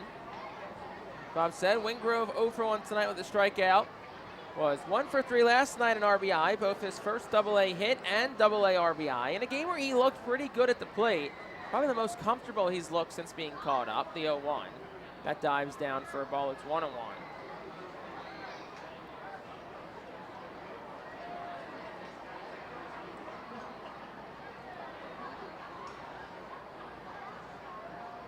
One ball, one strike to Rickson Wingrove. Luis Quinones comes set of the belt. And the pitch. Takes outside for a ball. It's 2-1. Wingrove has power. 15 home runs with IA Jersey Shore this year. Led Clearwater in home runs back in 2021 with 11 on the season. Was tied 9th in the Florida State League that year, and he swings and knuckles one towards shallow center. Brown racing on in. So goes Turconi, the shortstop, and he will make another really nice over-the-shoulder catch. And that'll retire the side here in the 4th. So after 2 walks, 3 straight outs for Quinones, no runs, no hits, 2 left for Reading. We'll go to the 5th. It's 2-1 on the Art Phil's Radio Network. Join us as we celebrate Reading's Spanish and Latino culture during 12 Friday home games this season. The Savage 61 Fiesta Fridays, presented by Tito's Handmade Vodka, High Noon Sunsips, Catay Law Offices, Suburban Brewing Company, Carl's Cards and Collectibles, Humane Pennsylvania, Star City Boxing, Apis Services, Supportive Concepts, and Affordable Home Care. Fiesta Friday features special Los Luchadores de Reading uniforms, Hispanic and Latino food and music, and other culture elements throughout the ballpark. Get your tickets now by calling 610-370-BALL, online at rphils.com or at the Customers Bank ticket office. To honor the 275th anniversary of Reading, the Art Phils will play as the Reading Keystones on Thursdays and select Tuesdays in 2023. Tuesdays are brought to you by Coatesville VA Medical Center. Join us for 11 Keystone Throwback Thursdays, thanks to Burke's Career and Technology Center, H&F Heating and Cooling, and Rip It Baseball Town Charities batting cages. Come celebrate the 275th anniversary of Reading and enjoy some great baseball on Throwback Thursdays in 2023. Get your tickets now by calling 610-370-BALL, online at rphils.com or at the Customers Bank ticket office. Top of the 5th inning, 9-1-2 to up against Fightin Phil's starting pitcher David Parkinson. 2-1 our score as Parkinson's back out for inning number 5 of work. And Riley Tirata will lead things off for the Fisher Cats. 9-man the DH. Worked the walk his first time up. 2 for 10 on the week so far is Tirata. First pitch from Parkinson is outside for a ball. It's 1-0. Had the vegetable race between innings. Was it Lettuce who was Lettuce had a commanding lead coming into the stadium. I don't know what happened outside the stadium, but Lettuce was way out in front. 1-1. But he ran out of gas right around the pitcher's mound. And then Cauliflower passed him and did some trash talking in the process, which I thought was pretty funny. They won't reveal who's in the costumes. We'll just reveal what vegetable it was. The curveball from Parkinson's over for a strike. It's 1-2. It's like the flash game that the Braves do, where they let just any old casual fan kind of run out and get a super big lead early on, and then the flash takes off. I don't know, when the fans, if they start at say the left field foul pole, they'll get the left center field, then the flash will take off. They'll run to the right field foul pole, and here's the 1-2. It's down low for a ball, 2-2, and they get and then usually the flash passes them well before the foul pole. That's what it looked like. Now the vegetable race only finishes, of course, here at FirstEnergy Stadium. Run off it runs all through the county. So clearly Lettuce swung on a foul back. Lettuce did something well before he got in the stadium, but ran out of steam very quickly. Not a steamed burger. That's elsewhere. It would have been funny if we said steamed like broccoli or Right. cauliflower. Correct. That makes but sense. Steamed lettuce just doesn't work. I mean, you could. I guess you could. It's just called wilting. Next pitch, a ground ball, and it's stopped by Ward, but it'll be called foul by our third base umpire tonight, and Evan Johnson. I don't think Nick Ward thought that ball was foul. I think Nick Ward thought it was fair, and he had a shot at him. Yeah, it looked fair for a second from up here. And Riley Tirata taking his time walking back. Nick Ward still talking to Evan Johnson at third base, saying, "Are you sure?" Let me have a good dude, play. I had a better look at it than you did. I was closer to it. It was in my glove. 2-2. That's down and in for a ball. It's 3-2. Trout, as we said, walked his first time up. 9-man in the lineup, then we'll flip over for the third time. Both bullpens remain quiet.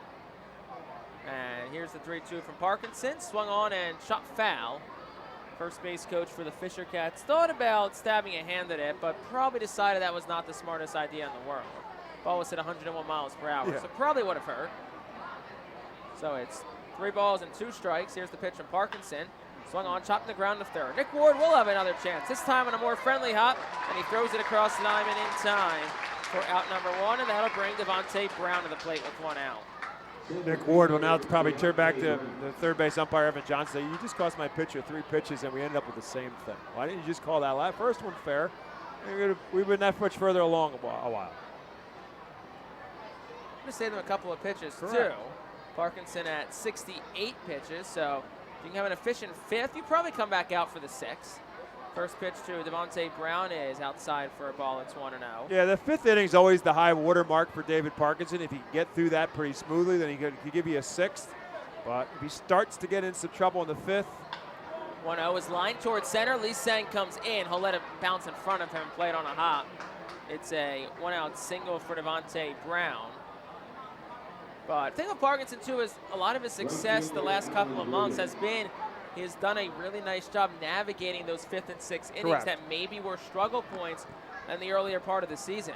And he's at 70 pitches right now, so he's not at a high volume of pitches to be in the 5th inning. And he's still 1 pitch away from getting out of this inning with a double play.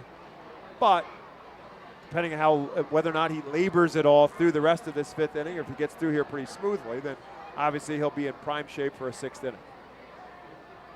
Alan Roden, the batter, the man on first. They'll check on Devontae Brown. He'll slide back in. Yet to steal a base since joining New Hampshire at the AA level earlier this week. Came from High A, Vancouver. Alan Roden still awaits the first pitch. He's reached twice tonight, walking a single. Parkinson, the lefty, fires from the stretch. They go pitch out, and it's up for a ball, 1-0. You got to think in terms of affiliate to affiliate travel logistics. I think Vancouver to New Hampshire might be the longest in the country. Here's the pitch. That's a hanging breaking ball that's lined down the right field line. De La Cruz will play it on a hop. Brown races to third. The throw will go to second, and it's a 1-out single for Roden. Moves Brown to third, puts runners on the corners for Miguel Geraldo.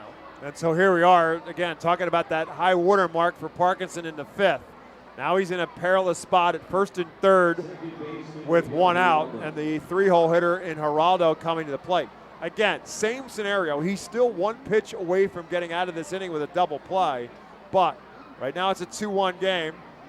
It's a spot where New Hampshire, with a big hit here, can break this thing open a little bit. It's a spot where David Parkinson, with a good pitch, can get out of it. So that's why I say it's a high water mark for him. See how he holds up. Fightin Phil's looking for a double play ball here. They'll throw over first. Roden's back in. Roden 5 for 7 in stolen bases this year. This is 36th game at the AA level.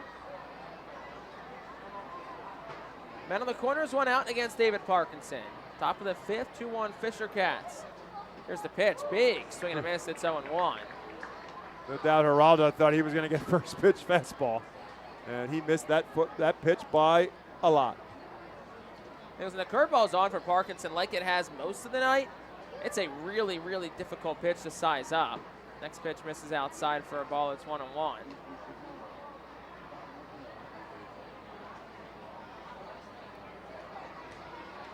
Miguel Geraldo is 0 for 2 tonight. Did ground into a double play his first time up.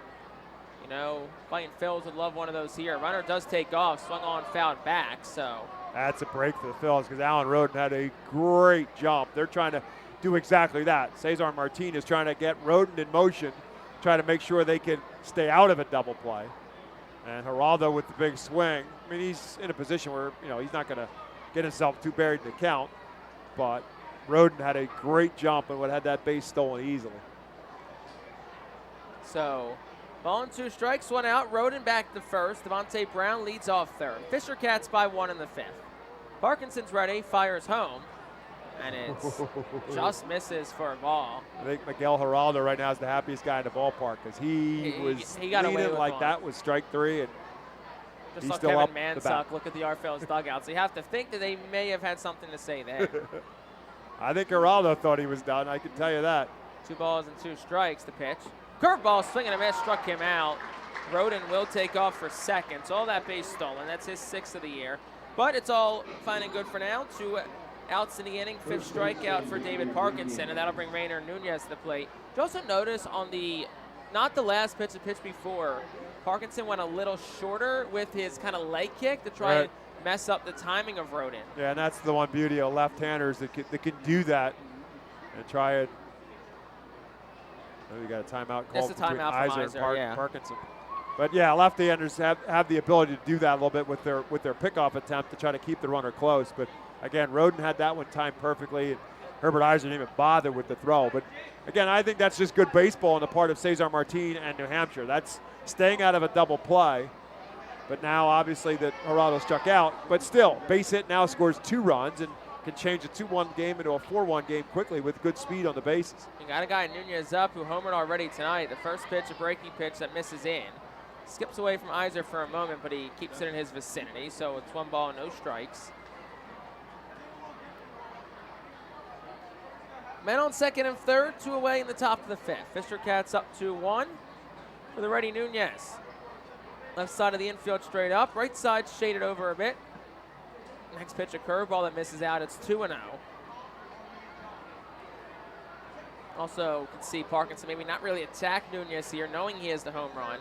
The guy on deck in Shweki, who's struck out twice tonight, and a base open. 2-0 is outside for a ball. They'll appeal to first, where Nick Mole will say no swing, so it's 3-0. Yeah, he's trying to get him to chase something outside, see if he can get himself out. But so far, Nunez is not taking the bait. We'll see what they do here, 3-0, the pitch. They do go breaking ball, misses down. So 4-pitch walk to Rainer Nunez. It's the 3rd walk tonight for Parkinson. That'll load the bases up for Trevor Shweki. That was probably part of the conversation, though, between Herbert Iser and David Parkinson. You just kind of choose your poison. As Jake said, Shweki has struck out both times and went back to the dugout, arguing his way back to the dugout his last time up. So just trying to play the percentages here in terms of who you've had better success with. And so have a feeling as if they've had better success with Shweki. That's the option they take. So Brad Bergeson will come out for a mound visit with David Parkinson, and looks like Jordy Martinez begins to throw in the Arfel's bullpen. Shweki, who's up here, righty. Phil Clark, a lefty. Whaler, a righty. Tarconi, a lefty. But also you have a lefty on the mound already, so probably not playing matchups at this point. David Parkinson at 81 pitches, so could be his last frame, depending on how far they plan on pushing Parkinson tonight. As Trevor Shweki digs on in. First pitch, swing and a miss, 0-1. Got him to chase a breaking pitch.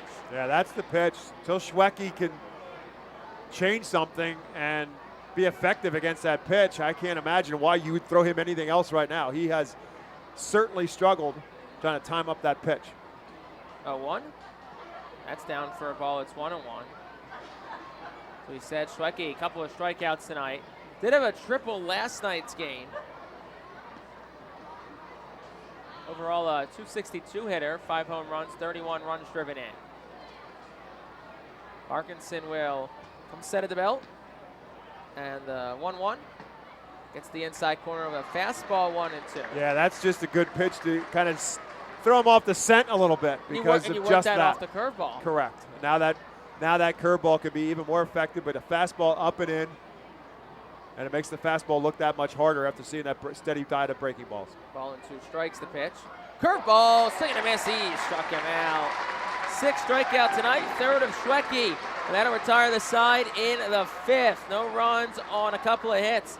There were no errors, and the Fisher Cats leave them loaded. We're halfway home in baseball town. New Hampshire up 2-1 on the Our Phillies Radio Network. For top-flight local jobs, go with who you know. JP Mascaro & Sons are a leading waste removal company.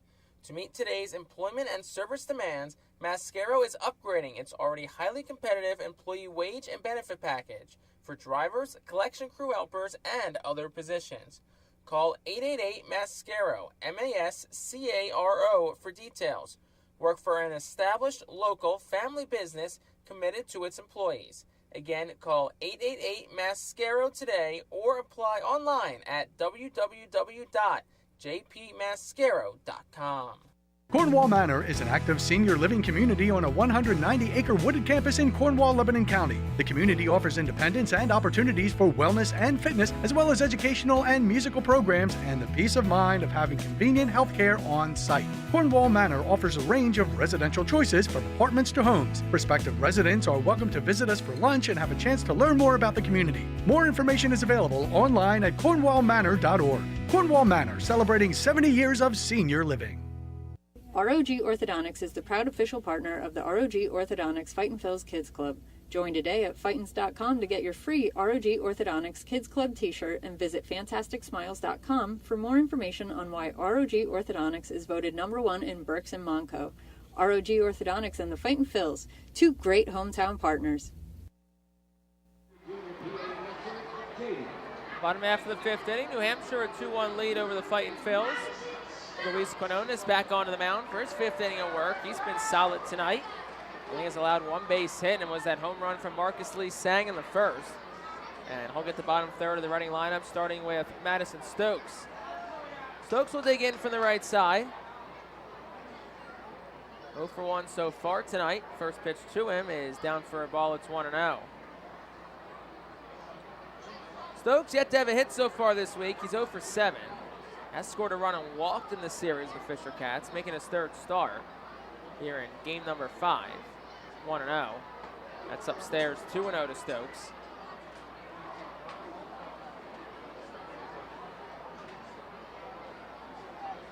Our Phils tonight wear their Simpson-themed uniforms. Here's the 2-0. Stokes will swing and foul it straight back. It's 2-1. Red on the sleeves.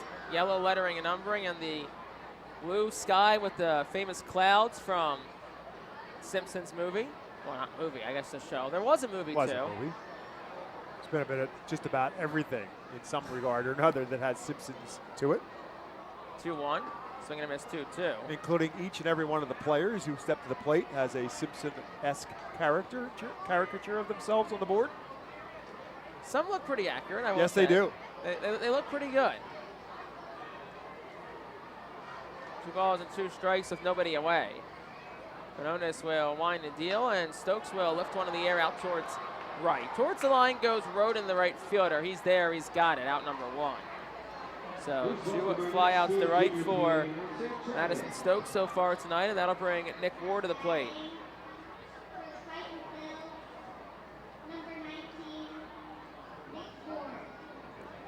So Ward will dig in from the left side. He's 0 for 1 tonight. Popped up to the shortstop, Turconi, his first time up. That came back in the 3rd. Reading trails 2-1. Oh, it's been a fast-moving ball game tonight, bottom of the 5th. First pitch from Quinones is down for a ball. It's 1-0. To your knowledge, have the players had the opportunity to see what their caricature will look like before tonight's game started? I think Taylor Cruz has and Abel has, because those have been the 2 we've used to promote it. Right, correct. Yeah, certainly. That's it. Yeah. We'll have to talk to them tomorrow and get their opinion. That's where I was going with this. Ward will take for a strike. It's 1-1. Because you know, as it's coming up on the board, there's conversations going on in that dugout. I guarantee you that. 1 ball, 1 strike. Here's the pitch to Nick Ward. That's down for a ball, 2-1. I also love how big the brim is on the cap for the guys. Nick Ward's got the flat brim going on on his caricature. Pretty cool look, don't you say? 2 balls and a strike here to the local kid, Nick Ward. Luis Quinones will wind and fire, and that is swung on and lifted out of play, foul, 2-2. Nick Ward still looking for his first hit of the week. Has walked once. Bit of a strong series against New Hampshire last time the Phils were out there. That was the week he was called up to AA Reading. Was 4 for 9 across that week. Had a game in which he had 3 hits, 2 home runs, 5 RBI, 3 extra base hits. A lot of career highs set in that one for Nick Ward. Introduced himself nicely to AA Reading. 2-2. Ward will check his swing. They'll appeal to third. Evan Johnson says no swing. And Nick Ward's like, yeah, after you took that nice play away from me, you better say no swing. That's right. You owe me, dude. Also, I don't think he was remotely close to going either. But for what it's worth. 3 balls, 2 strikes to pitch. Ward will get in on the hands, pops it up, foul territory left side, and he'll land out a play foul. About 10 rows deep behind the Fisher Cats dugout on the third base side.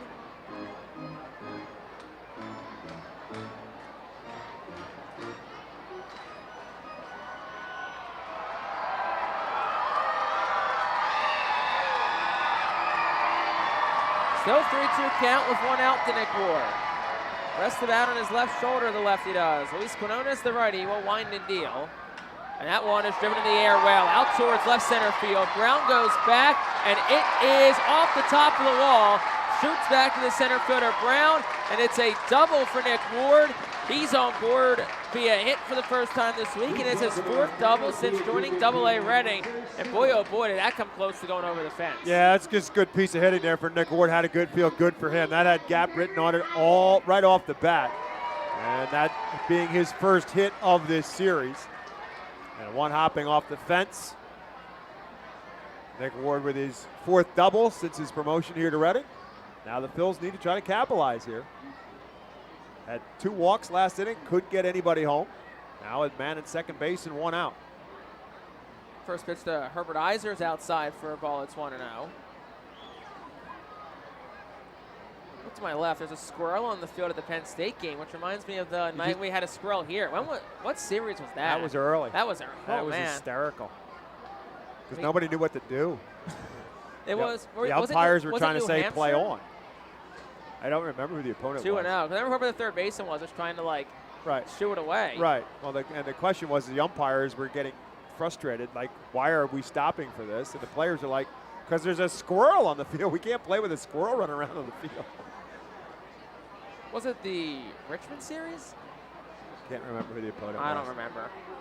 This is how. I just remember the squirrel. There was a squirrel. Same night there was a skunk in Harrisburg. That's true. The Senators try to one-up the Fightins because after the squirrel got hot on social media, and all of a sudden there was a skunk in Harrisburg. Never know what kind of critters you'll probably find pulled it out of the river. Exactly what you'll find on the island out there. 2 balls, no strikes to Herbert Eiser. Here's the pitch.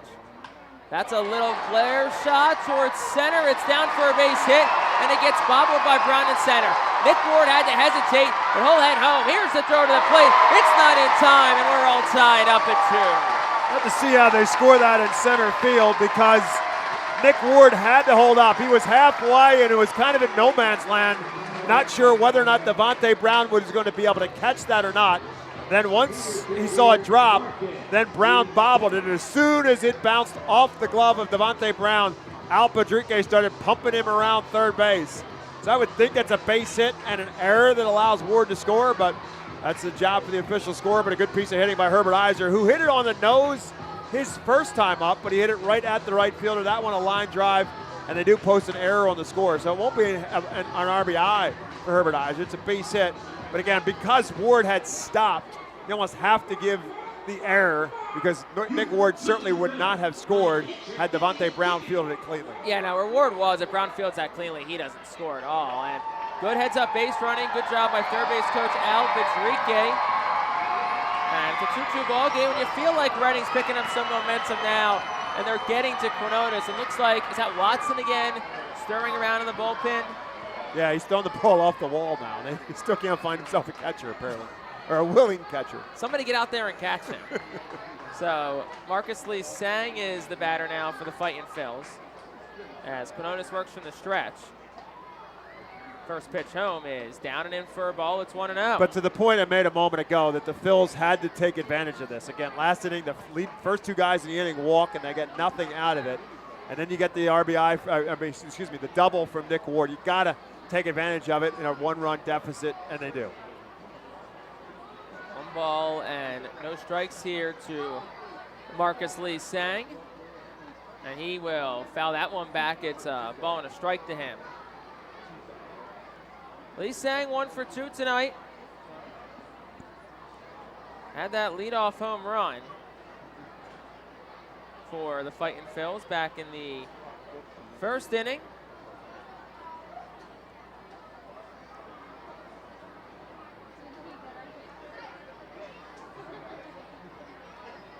Long pause here from Quinones. The pitch, it misses down for a ball. And it's 2 balls and a strike.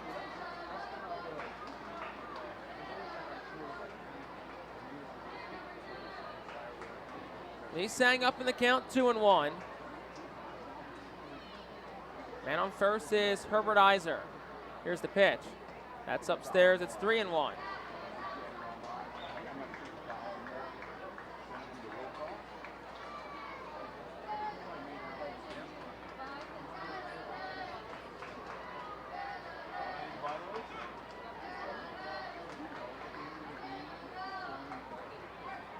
Three balls, 1 strike to Lee Sang. The pitch, and Lee Sang thought it was outside ball 4, but it's not. It's called a strike by the home plate umpire, and we'll step back in 3-2. So 3 balls, 2 strikes here. And 1 out to Marcus Lee Sang. Herbert Iser gets his lead off of first. Quinones ready at the belt, and the pitch. That's way outside, ball 4. And Bob, it feels like this is an opportunity here. If Carlos De La Cruz and Dunn coming up, or if you're Reading, you really want to capitalize here and break it open. Yeah, I'm still surprised. Now Watson has got himself a catcher, and he's beginning to actually warm up now in the bullpen. And to be honest with you, I'm really surprised that it's gotten this far, and they've only started to get some activity, because Quinones has been walking on a tightrope now for 2 innings, and now you're getting right into the heart of the order for the Phils, and with De La Cruz at the plate. But this feels like this could erupt any moment. First pitch, De La Cruz is down for a ball. It's 1-0.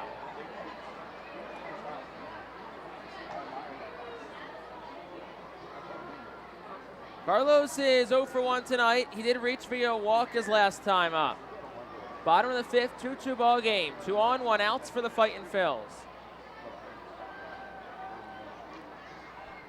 They'll throw back towards second, and Iser's in, standing up. Not really much of a contestation there. Geraldo that time at least did get to the bag. Last time they tried a pickoff attempt, Geraldo was standing in short right field. I'll say at least they were on the same page that time. By the way, the Phils bullpen is quiet, so it would appear that Parkinson is coming back out for the 6th. 1-0. De La Cruz lifts one in the air. First base side. Nunez comes in, straddling the line. Then he'll come back in the fair territory next to the bag. He'll make the catch for out number 2. And here comes Oliver Dunn. Frustration for Carlos De La Cruz. He knows he's up in there in a big spot. And the head is hanging as he's walking back to the dugout. Just feeling, like I said, it just feels like this thing could erupt at any point. And Cesar Martin must think the same way. He's coming to the mound. So that'll do it for the night for Luis Quinones. We'll have a new pitcher step into your future at the Alvernia University Golden Wolves. Call to the bullpen. Back after this on the Art Phils Radio Network. Cornwall Manor is an active senior living community on a 190-acre wooded campus in Cornwall, Lebanon County. The community offers independence and opportunities for wellness and fitness, as well as educational and musical programs, and the peace of mind of having convenient health care on site. Cornwall Manor offers a range of residential choices from apartments to homes. Prospective residents are welcome to visit us for lunch and have a chance to learn more about the community. More information is available online at cornwallmanor.org. Cornwall Manor, celebrating 70 years of senior living. Our Phils fans can continue to expect great performances all season long on the Burke's Commercial Roofing stage. It's the home of great local talent, including the Our Phils mascot band. Burke's Commercial Roofing prides itself on being a locally owned and operated company that puts an emphasis on customer service. They provide free on-site estimates and can handle any size repair, restoration, or replacement. Visit BurksCommercialRoofing.com or call 610-717-3949 for more information. And don't forget to sit back, relax, and enjoy the show at the Burks Commercial Roofing stage at America's Classic Ballpark. To enjoy a perfectly crafted 1893 from the makers of Pepsi Cola, you must first appreciate its carefully selected ingredients. A dash of cola nut extract, a hint of real sugar, a splash of sparkling water, and a generous amount of attractive spokesperson. Trust me, I'm gorgeous. Cheers to 1893 boldly blended colas, a delicious balancing act of premium ingredients from the makers of Pepsi Cola. New pitcher in, Troy Watson, the reliever for the New Hampshire Fisher Cats, making his 36th appearance. He's 2-6, a 5.79 ERA, 46 2/3 innings pitched. Has given up 49 hits, walked 31, struck out 43, and opponents are hitting .269 against him in 2023. Pitched in Tuesday night's first game of this series, pitched 2 innings, did not give up a run, and struck out 4, walked 2. So 2 outs in the inning for Oliver Dunn. He'll bat with runners on first and second in a 2-2 ball game, bottom half of the 5th. Watson will fire the first pitch home. It's outside for a ball. It's 1-0.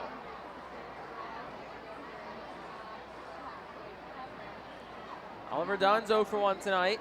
Struck out his first time up. Walked last inning. Big spot here for Dunn. Here's the pitch. That's a ground ball towards the middle. It's through for a base hit. Herbert Iser around third. Whole score in the third goes Marcus Lee Sang, and it's an RBI double for Oliver Dunn, and the Fightin' Phils take the lead 3-2. Birthday boy Oliver Dunn comes through, pumping his fist as he's running down first base, and that's a hustle double. Second straight night with one. On the part of Oliver Dunn. That's a ground ball up the middle that becomes a double. Marcus Lee Sang, great instincts, good base running, getting around first, second, and going to third. That's not surprising on a ground ball up the middle, but Dunn, because he hustled, turned that into a double. That's excellent base running by Dunn off the bat, and an RBI and a lead as well. Oliver Dunn, who's celebrating his 26th birthday today. The first pitch gets away from Clark, and here comes the runner in Lee Sang, but he's going to be out. Ball did not get as far away from the catcher as he initially thought. So Lee Sang is tagged out. That'll retire the side in the 5th. But Reading grabs the lead, 2 runs on 3 hits. There was an error, and there is 1 left on base. We go to the 6th. Reading up 3-2 on the Phillies Radio Network. Cornwall Manor is an active senior living community on a 190-acre wooded campus in Cornwall, Lebanon County. The community offers independence and opportunities for wellness and fitness, as well as educational and musical programs, and the peace of mind of having convenient health care on site. Cornwall Manor offers a range of residential choices from apartments to homes. Prospective residents are welcome to visit us for lunch and have a chance to learn more about the community. More information is available online at cornwallmanor.org. Cornwall Manor, celebrating 70 years of senior living. Our Phils fans can continue to expect great performances all season long on the Burks Commercial Roofing stage. It's the home of great local talent, including the Our Phils mascot band. Burks Commercial Roofing prides itself on being a locally owned and operated company that puts an emphasis on customer service. They provide free on-site estimates and can handle any size repair, restoration, or replacement. Visit BurksCommercialRoofing.com or call 610-717-3949 for more information. And don't forget to sit back, relax, and enjoy the show at the Burks Commercial Roofing stage at America's Classic Ballpark.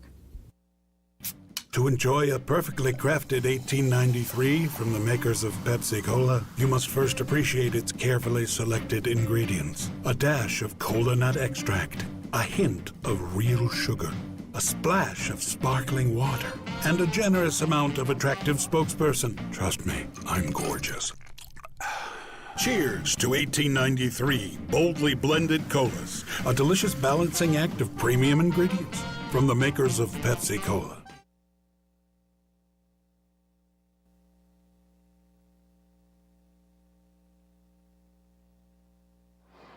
Top of the 6th inning, Phil Clark will dig in, the catcher. 6, 7, 8 due up for the Fisher Cats against David Parkinson. First pitch, a curveball, misses inside for a ball. It's 1-0. He wanted that one. You could tell by his reaction that he thought that got the corner. So Reading up 3-2 after Oliver Dunn had an RBI double last inning. Very much a hustle double. The next pitch is a line drive out the right field. That's a base hit. De La Cruz over towards the line of the field. It's staying at first will be Clark. And it's a leadoff base runner for the Fisher Cats. So now we'll see what the leash is for David Parkinson. Pitch number is at 87 with that leadoff single.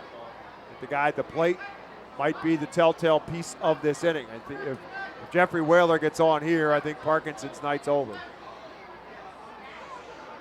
Running the 3-2 lead, David Parkinson is currently in line for the win.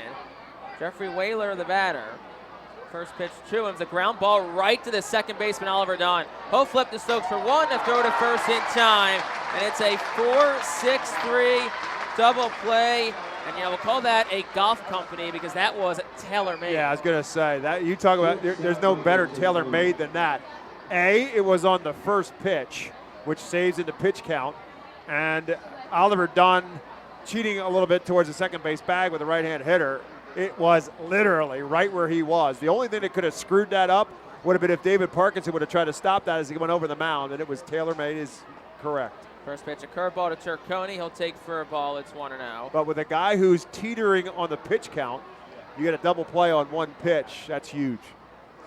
This next pitch will be number 90 for Parkinson. It's inside 2-0. Jordy Martinez does remain up in the bullpen for the Fightin' Phils. Parkinson down in the count 2-0 to Turconi. Here's the pitch. That just misses outside. It's 3-0. Could be the last batter no matter what for David Parkinson tonight. 3-0.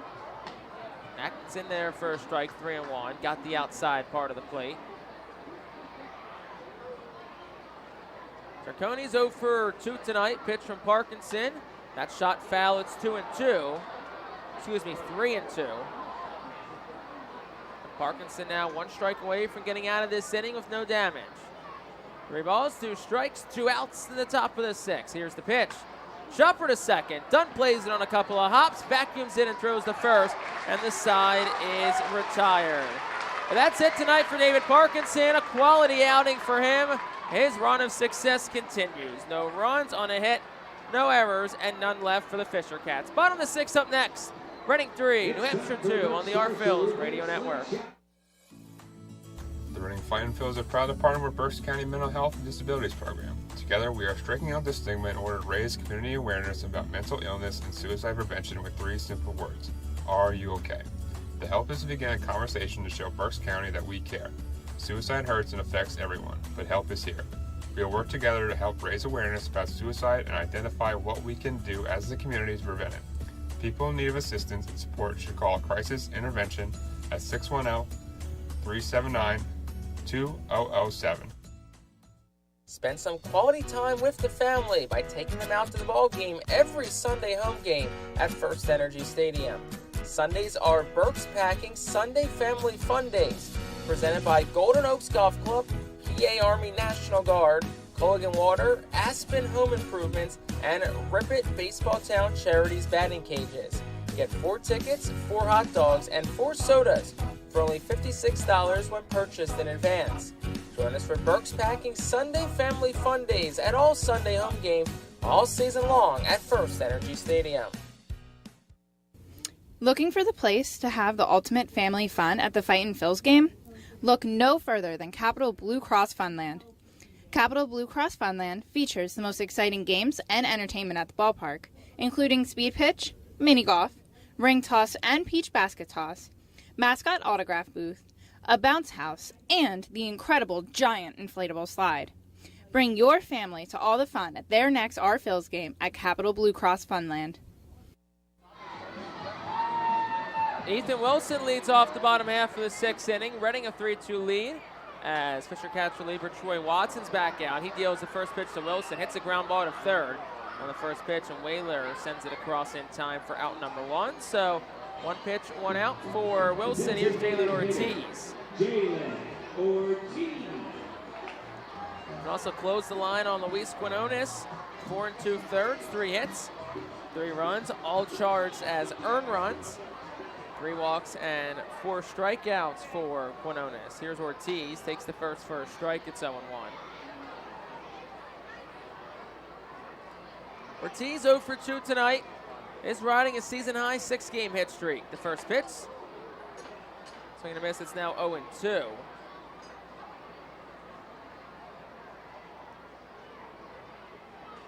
0-2, and swing and a miss, strike 3. Jalen Ortiz is down on 3 straight strikes. 2 outs quickly in the inning for Rickson Wingrove.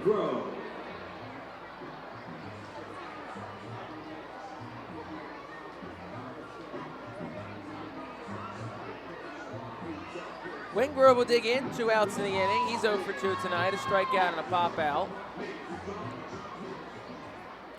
In from the left side, first pitch from Watson's outside for a ball. It's 1-0. Action does continue in the Phillies bullpen. Jordy Martinez it is, so it appears he'll come out for the 7th. Next pitch is over for a strike. It's 1-1. So David Parkinson's 6 quality innings tonight for the Fightin' Phillies. Next pitch to Wingrove. He lifts it foul. It's 1-2. Allowed 6 hits in total, 2 runs, both for earned. Had 6 strikeouts and walked 3. You'll definitely take that if you're the Fightin' Phillies from Parkinson. 1-2, that's down 2-2. Yeah, it's pretty much the definition of a quality start. You get 6 innings, give up a couple of two different single-run innings. Got himself in a jam here or there, but got out of it for the most part. Just a good, solid start. Kind of an atypical David Parkinson start. 2-2. Wingrove takes up for a ball. It's 3-2. Count runs full. 2 outs here in the bottom of the 6th. Time is called for Rickson Wingrove. Running a 3-2 lead here in the 6th. Bases are empty as the first 2 were retired quickly from Watson. The pitch. Wingrove will shoot one foul, hits off the netting behind home plate. The count will stay full, 3-2.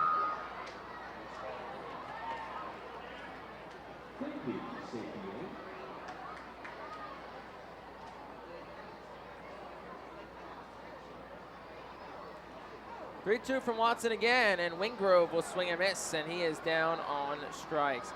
Pair of strikeouts in the inning for Troy Watson. No runs, no hits, nobody left. 4 through 6. To the 7th we go. Reading 3, New Hampshire 2. Are you looking for a reliable food distributor to meet all your culinary needs? Look no further than our trusted team at Feaser's Food Distributors. For over 120 years, our products have been sourced from the best farms and suppliers, ensuring that you get the best ingredients for your restaurant or organization. From fresh produce to premium meats, Feaser's supplies everything but the appetite. Visit Feasers.com today to experience the difference in working with a top-tier, family-owned food distributor. Feasers, your partner for success in the kitchen.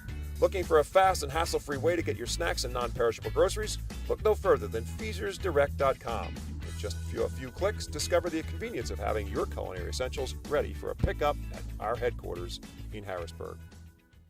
Empowering communities one relationship at a time is our commitment at Tompkins. Our customers have thrived thanks to our focus on local lending and their commitment to the customers they serve. They do a great job, everything for us from our banking, our insurance, to our wealth management. Tompkins has always been there for us. We see a long relationship with Tompkins. They're good people. Tompkins, banking, insurance, wealth. Member FDIC Equal Housing Lender. Investment and insurance products are not FDIC insured, not bank guaranteed, and may lose value. Be the first to know everything about your Red and Fightin' Phils by signing up for the Baseball Town Insider email newsletter. Once you become a Baseball Town Insider, you will receive breaking news about Fightin's promotions, including giveaways and guest appearances, special events, exclusive offers, and discounts on tickets and merchandise, just for being a Baseball Town Insider. Visit Fightins.com to sign up for this free email newsletter. Baseball Town Insider. Stay in the loop and become a member today.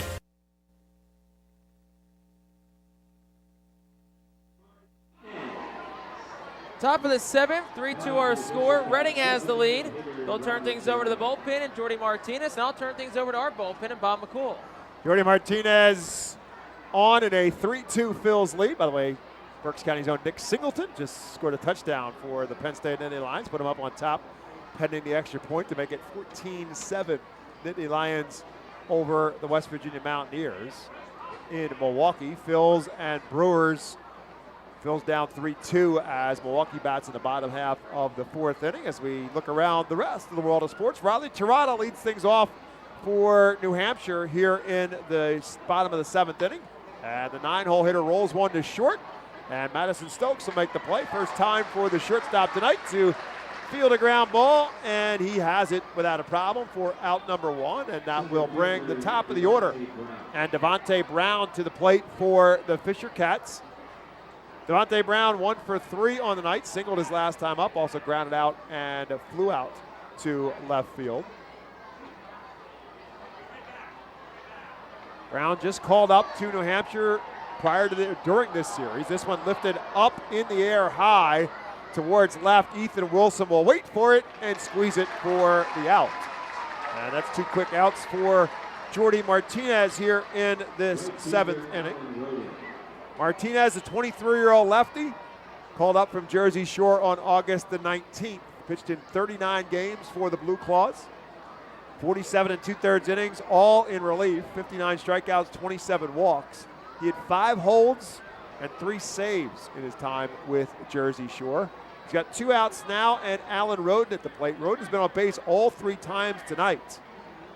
And he's got 8 hits in this series, including 2 singles and a walk in 3 plate appearances so far tonight. 1-0 to him. Left-handed hitter. Takes one just outside for a ball. It's 2 balls and no strikes. So left-handed hitter Roden and a left-handed pitcher in Martinez facing one another. 2-0 pitch. It's there for a called strike. 2 runs on 6 hits for the Fisher Cats. 3 runs on 4 hits for the Phils. New Hampshire's committed the lone error in this game. It did help the Phils score a run. 2-1 pitch. He's up high, ball 3. 3 balls and a strike to Roden. Roden called up to New Hampshire on July 17th at High A Vancouver. He hit .321 in 69 games, and his batting average coming into tonight's game was .321, but it's higher than that now with his 2 for 2 night. Swing and a miss there, and it's now 3 balls and 2 strikes. Looked like Roden had long ball on his mind in a 3-1 count, feeling a bit hitterish, so he went for it all and comes up empty. So it's now 3 balls and 2 strikes. He does have 6 home runs on the season and 1 in this series.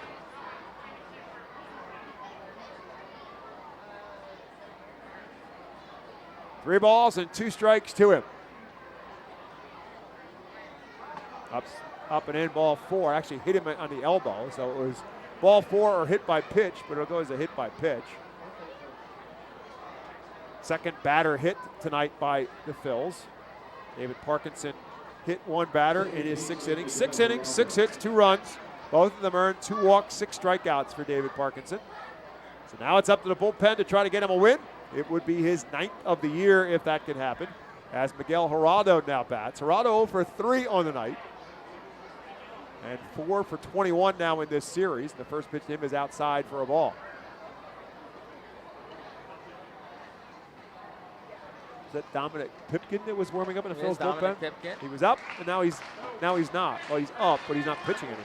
Could be last batter situation for Martinez with 2 outs in the 7th. This one driven into right center field. De La Cruz goes back, looks up, and it's off the wall.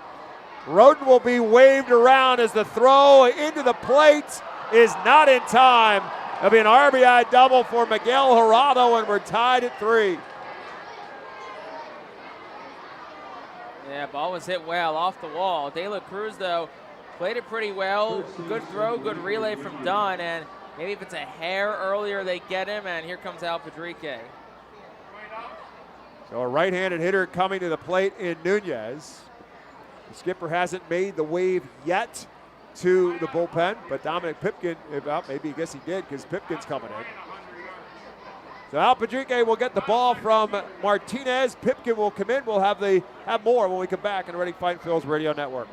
Nursing home neglect is a serious problem. If you or a loved one has suffered from bed sores obtained in a nursing home or a fall down in a nursing home resulting in a fracture, our friends at Swartz-Culleton can help. Call the attorneys at Swartz-Culleton for a free consultation. Their phone number is 1-800-JUSTICE. That's 1-800-587-8423. Once again, call 1-800-JUSTICE today. Swartz-Culleton is a proud sponsor of the Reading Fightin' Phils. International Fireworks is the official fireworks provider of the Phillies. International Fireworks shoots every fireworks show throughout the season, including 8 Mega Blast fireworks shows. International Fireworks also provides the pregame fireworks after the national anthem at each game. International Fireworks has a nearby retail store in Douglasville, Pennsylvania, where you can purchase all of your fireworks. Visit fireworksareus.com for more information about the International Fireworks retail store in Douglasville. Thanks again to International Fireworks, the official fireworks provider of the Phillies. There's a weekend in July where the baseball world revolves around a village in upstate New York. Baseball Hall of Fame induction weekend in Cooperstown is an unforgettable experience filled with family-friendly activities and priceless moments. Make your plans today for July 21st through the 24th for the induction of Fred McGriff and Scott Rowland as the class of 2023. Visit baseballhall.org today for the entire schedule. See you in Cooperstown, where the journey becomes. The Vernon University Golden Wolves call. The bullpen will bring in right-hander Dominic Pipkin for the Phils. Comes into a 2-out, man-on-second situation. Ball game is tied now at 3 apiece with New Hampshire scoring a run on the RBI double from Miguel Geraldo. His 21st double of the season, his 53rd RBI of the year. Now he represents the go-ahead run for the Fisher Cats if they can get him around. Rainer Nunez bats. And this one is ripped into right center field, and that's going to be trouble. Turn and say goodbye, Rainer Nunez, with his second home run of the night. A 2-run shot, and the Fisher Cats now lead it 5-3.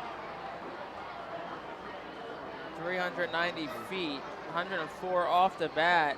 And all of this started with a 2-out hit by, well, it was going to be a walk regardless, but still a 2-out base runner, and it's turning now to 3 runs. So Rainer Nunez with home run number 7 and 8 now in this season. And with his 3 RBIs tonight, that gives him 34 on the year. 8 home runs and 34 RBIs. Been on base 3 times tonight as Trevor Schwecke steps to the plate. Different story for Schwecke. He struck out all 3 times he faced David Parkinson. And now Dominic Pipkin gets the first one over, misses with the second. It's now 1 ball and 1 strike. So much for the quality start for David Parkinson. That's now out the window. There's a swing and a miss to Schwecke. And a count now 1 ball and 2 strikes. So depending on what happens here with Schwecke, could be some second guessing in that Phil's dugout because you did have an open base to work with Nunez. And Schwecke, who struggled at the plate, check swing there, and it fouls it out of play. Phil's pitched around Nunez the last time up and went after Schwecke, and Parkinson struck him out. This one, just a very defensive swing again by Schwecke, and he fouls it off at the plate.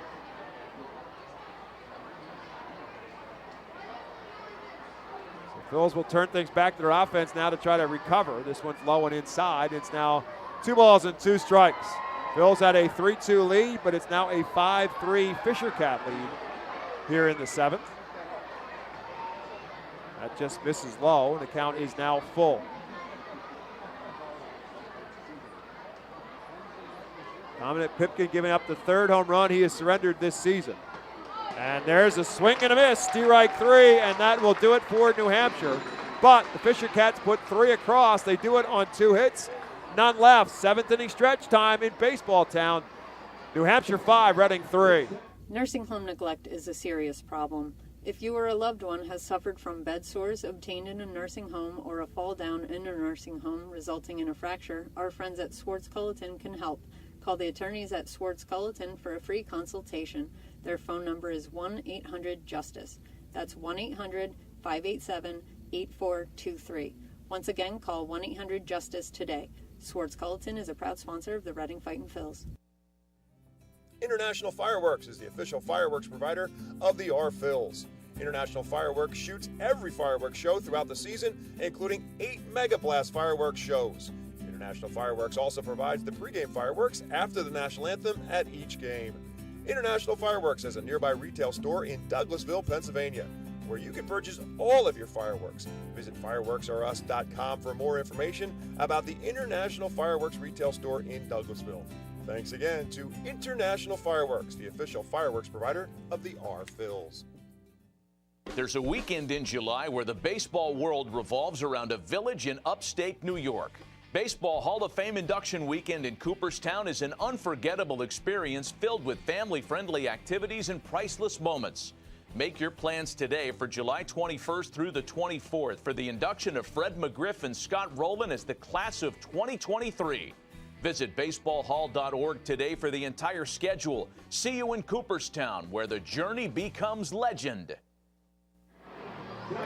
Bottom half of the 7th inning presented to you by Swartz-Culleton PC. They represent injury victims in Pennsylvania and New Jersey. If you've been injured, call 1-800-JUSTICE today. Alongside Jake Starr, my name is Bob McCool. Reading Fightin Phils trail the New Hampshire Fisher Cats 5-3. As the Phils come to plate here in the bottom of the 7th, Madison Stokes will lead it off for Reading. And the first pitch to him from Troy Watson. Now in his 3rd inning of work, came on with 2 outs in the 5th inning. The 1-0 pitch to Stokes is up and in. Actually came in with 2 outs in the 5th inning. Got out of any further trouble. 2-0 to Madison Stokes. And that's up and in again. It's 3-0 to Stokes, who's 0 for 2 tonight. 2 fly balls to right field.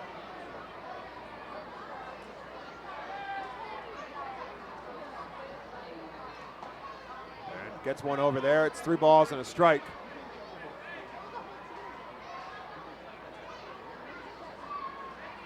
Watson, 25-year-old right-hander, native of Texas. Ripped by Stokes, but on a one-hopper right to the shortstop, Turconi, and he'll make the play at first for out number 1. Turconi's had a very busy night at shortstop, including making a couple of excellent plays on some shallow pop-ups in shallow left and center field. That ball was obliterated, 105 miles per hour off the bat. That's one where you're Stokes, where it's like, I hit it hard, but got to give credit where credit is due. Nice play by Turconi at short. That'll bring up Nick Ward. Ward doubled his last time up. Came around to score. Herbert Iser with a base hit that was bobbled in center field by Devontae Brown. That allowed Ward to score.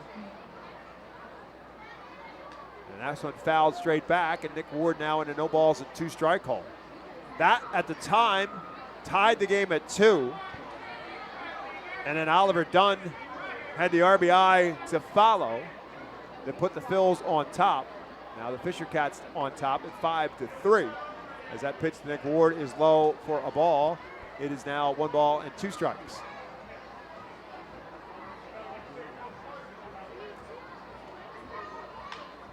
This one on the right side, the second baseman Geraldo will field it, and he'll get Nick Ward at first base for out number 2.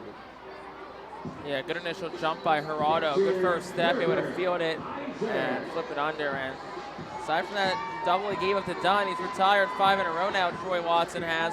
He's done a really nice job of slowing down this R-Phils offense that looked like they had something going back in the 5th. That'll bring up Herbert Iser, who hit a ball bar twice tonight, make it 3 times, but this one another one-hopper, this time right to the first baseman Nunez, who will flip it to Watson covering, and another fast 1-2-3 inning for the Phils here in the 7th. 7 complete on the Reading Fight Phils Radio Network, 5-3 Fisher Cats.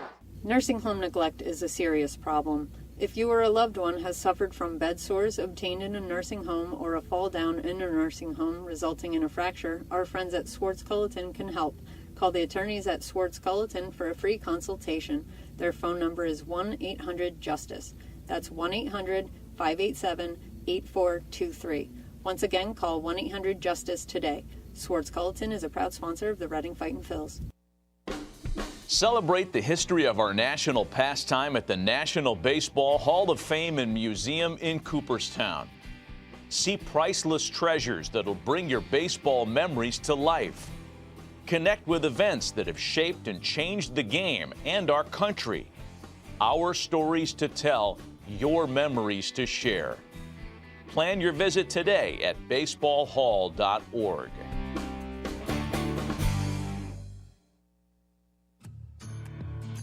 The Reading Fightin Phil's birthday package is the best way to celebrate a birthday. Whether you're a youngster or an adult, there's no better birthday than a Fightin Phil's birthday. The Fightin Fan birthday package is customizable for fans of any age and starts at just $130. Base packages include 10 general admission tickets to a Fightin's home game, an autographed baseball, and a VIP reserved parking spot.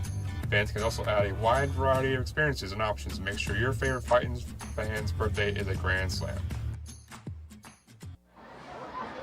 We head to the 8th in a 5-3 game in favor of New Hampshire. Dominic Pipkin back out on the mound for the Phils here in the 8th. They've only gave up the 2-run home run to Nunez and then get the final out of the inning. Phil Clark will lead it off for New Hampshire. Today's Our Phil's team leaders brought to you by Cross Country Mortgage Loan Officer Johanna Arias. We turn to the starting pitcher tonight, David Parkinson. With 6 more strikeouts, now 120 on the season. That leads the way for the Phils and is among the Eastern League leaders as well. Has him in the top 7. Now, depending on the results around the Eastern League tonight, but David Parkinson is today's Cross Country Mortgage Loan Officer Johanna Arias, Our Phil team leader. You can contact Johanna at 484-554-9969 or via email at johanna.arias@myccmortgage.com. 1 ball and 1 strike to Phil Clark, who's been on base twice tonight. Checked his swing, but hit the bat, rolls foul. Clark was hit by a pitch in the 4th and scored, and also singled to start the 6th inning. So officially 1 for 2 on the night with the run scored. 2 for 9 in this series. Splitting the catching responsibilities in the series with Andre Sosa. Takes that one outside. It's now 2 balls and 2 strikes. Clark to be followed by Jeffrey Whaler and Michael Turconi in the Fisher Cat lineup here in the 8th. 2-2 pitch, lined into center field. Marcus Lee Sang closes and catches out number 1. Take a look around the Eastern League currently. A couple of games final already that have implications here. Binghamton stays red hot. They shut out Harrisburg for the 2nd night in a row. 3-0, and Portland played Somerset earlier today. That was a 1 o'clock start, and they won 5-1, snapping a 5-game winning streak for Somerset and just snapping a bit of a cold spell for Portland. That'll bring up Jeffrey Whaler, making his Fisher Cat debut tonight. He has had a eventful night. Struck out, hit him a double play, and tripled off the Ritters Event Center and drove in a run back in the 4th inning. 1 ball and 1 strike to him. Again, Whaler, a Pennsylvania product from St. Mary's, Pennsylvania. They went on to play at Youngstown State, and there's a check swing that they appeal. And our first base umpire, Nick Mull, says yes, indeed, he went around. And so Dominic Pipkin's ahead, 1 ball and 2 strike. Right back with the next pitch and a swing and a miss. And Whaler is retired. 2 down here in the 8th. There are strikeouts now for Dominic Pipkin. They bring up Michael Turconi. Turconi good with the glove tonight, quiet with the bat. He's 0 for 3. He's had a good series with the stick with 4 hits. As he stands in, the left-hander comes up empty. And Turconi, a Pennsylvania native as well, played at Blackhawk High School outside of Pittsburgh. Then went on to play at Wake Forest, drafted by the Blue Jays in the 15th round a year ago. Promoted from Vancouver on August the 9th. Takes this one over for a called strike. It's no balls and 2 strikes. So Pipkin, after surrendering that home run, has gotten his composure and thrown some strikes, but he misses on that pitch. It's now 1 ball and 2 strikes to Turconi. That's way outside. Turconi doesn't chase. Phil's bullpen is quiet right now. With 2 outs here in the 8th. This one fouled away. Turconi stays alive. Like Mason Fluharty is up and throwing now in the Fisher Cat bullpen. Left-hander is up. 2-2. Turconi swinging a miss, strike 3, and Pipkin gets another strikeout, his 3rd, and the Fisher Cats are retired in order in the 8th. No runs, no hits, no errors, and none left. We head to the bottom of the 8th. We go back to Baseball Town. Cats 5, Phils 3. Baseball fans, introducing Bally Live, the only app where minor league baseball fans can score major rewards. When you stream your favorite teams live, you'll score rewards. When you chat with friends during a watch party, you'll score rewards. And when you test your skills at trivia, you'll score rewards. Being a fan of minor leagues has never been so rewarding. So what are you waiting for? Download Bally Live for free from the app or Play Store and start scoring rewards today. Berks Immunization Coalition works to provide leadership and education in promoting age-appropriate immunization across the lifespan for all residents of Berks County. This is a coalition comprised of local physicians, nurse practitioners, school nurses, immunization coordinators, immunization advocates, and pharmaceutical representatives working to encourage continuity of immunization through medical resources. They focus on educating both the community and the providers. For more information, please visit www.immunizeba.org and click Local Coalitions.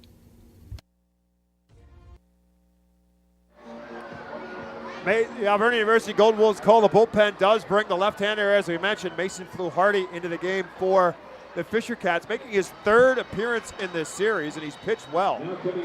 A combined 2 1/3 innings pitched, has not given up a hit, has not given up a run, 1 walk and 3 strikeouts. And the lefty will face the top of the order in Marcus Lee Sang. So with the Phils having 3 left-handers in their first 4 hitters in the lineup, Cesar Martin turns to Fluharty to face that piece of the puzzle for the Fightins, down 5-3 as they bat here in the 8th. Marcus Lee Sang, first pitch of the ball game, drove one onto the Redners Event Center for his 2nd home run of the year. Also walked back in the 5th, officially 1 for 2 on the night.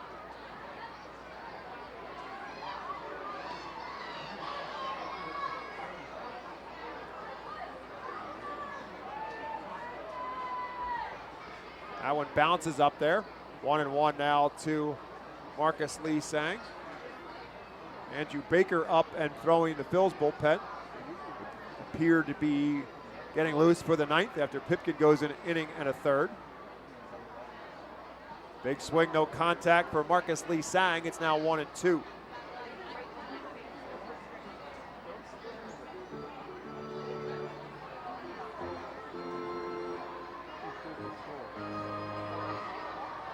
Time called by Sang at the plate.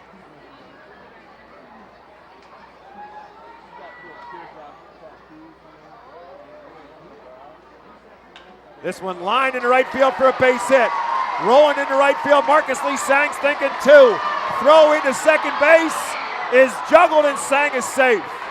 Marcus Lee Sang with a lead-off double as Turconi could not field it cleanly, and Sang is safe with a double. I mean, he's lucky that was Douglas because they had him out. That was a great throw from Roden, but you know what? You got a leadoff base runner, part of your lineup up. It's your best chance right here, right now. Carlos De La Cruz is the hitter. De La Cruz 0 for 2 on the night. Fly out to the left field, pop up in the infield, and a walk. Carlos very frustrated after his last plate appearance with that infield pop-up. The guy in the on-deck circle, Oliver Dunn, bailed him out with an RBI double. Carlos looking to do the damage now himself for the Phils, down 2. Big swing, no contact. De La Cruz, 22 home runs on the year, 60 RBIs. 4 for 16 now in this series. Marcus Lee Sang takes his lead off of second.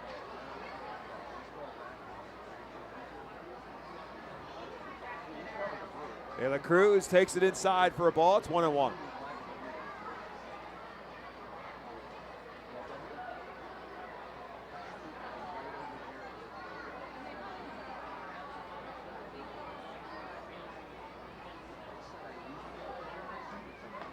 Another one inside. Now it's 2-1.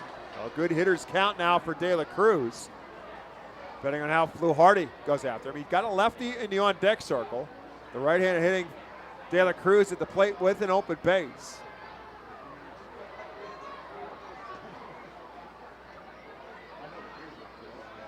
Big swing again by De La Cruz. He got a piece of it in and out of the catcher's mitt.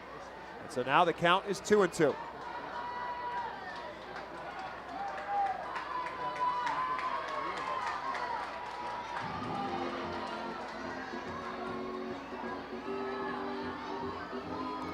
looks like Andrew Baker down in the Art Phillies bullpen.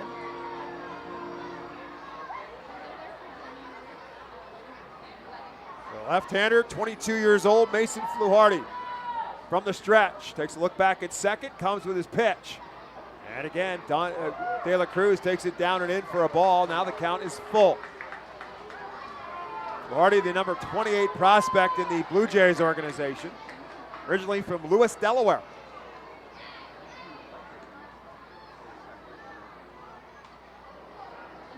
De La Cruz, little check swing foul. Fielded on a couple hops by Tyler Henson in the Phil's dugout. Well, he's never really in the dugout. He's really more like at the dugout on the top step. So it remains 3 balls and 2 strikes to Carlos De La Cruz. And again, fouls it off. This one into the seats.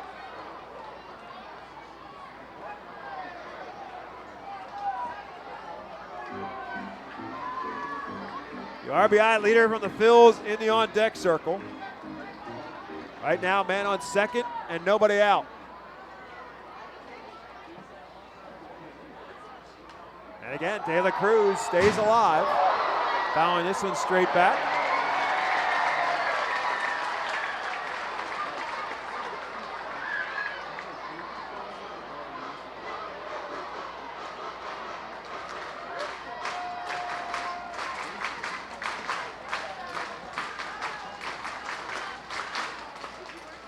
And he does it again, fouling it again. Good battle here between Mason Fluharty and Carlos De La Cruz. And a good crowd here in Baseball Town enjoying the battle.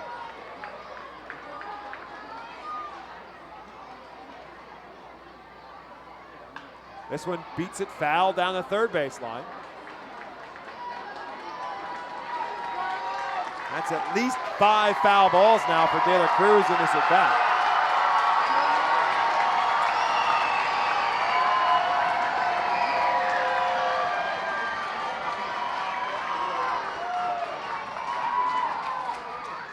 That's ball 4. Great at bat by Carlos De La Cruz, and he's barking at Oliver Dunn as he walks away, saying, come on, do it again. Well, it's a great at-bat from De La Cruz. I thought that he was frustrated his last at-bat, probably just trying to do too much. This time, he stays within himself, and he kind of just lets everything come to him. Pass the baton, as they say, to Oliver Dunn, who, as I mentioned a moment ago, with his RBI the last time up, his team-leading 78th RBI of the year. Also his team-leading 26th double of the season his last time up. So it'll be a lefty-on-lefty matchup now with 2 on and nobody out here in the 8th. The Phils have the tying runs on base. Oliver Dunn, you feel like the bat's starting to come back. He had a really hot start to the month, hit a bit of a dry spell, and now it feels like he's starting to come back to life. You got 2 on, no out. You're down by 2. That RBI the last time up was his first RBI of this series. He takes that one on the inside corner for a called strike 1. I think Dunn thought it was inside. Ryan Kerkering up and now throwing as well. Should this become a tie game and or safe situation? 0-1 pitch coming now to Dunn. Tapped towards second. Geraldo flipped the short for 1. The relay not in time. Oliver Dunn hustles it out. Keeps the inning going with now 1 out and runners at the corners. That's great hustle by Oliver Dunn. A lot of guys might get frustrated and not give the hustle up the line they should. Dunn, as he always does, puts the head down and busts it up the line. That could be a difference in a game like this. You got 2 on still, 1 out for Ethan Wilson, who's had some big moments this year. 0 for 3 tonight, he certainly do. Wilson does have 4 RBIs in this series. As Jake said, 0 for 3 so far. Another lefty-on-lefty matchup. This one lifted straight up in the air into shallow center. Who's going to call for it? Turconi, the shortstop, will call for it, and nobody can advance.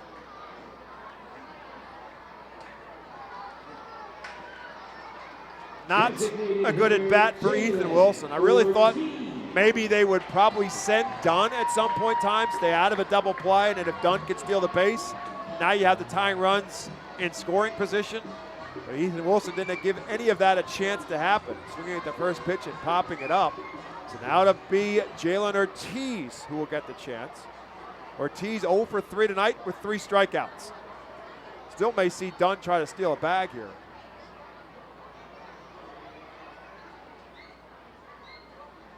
First pitch to Ortiz is over for a called strike.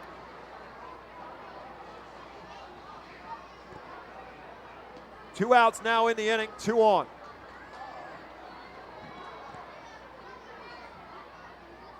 Way outside, ball 1. Marcus Lee Sang led it off with a double. He's at third. Oliver Dunn at first. He represents the tying run if the Phils can get him around. 1 ball and 1 strike to Jalen Ortiz. Beats this one down the third baseline and trickling foul.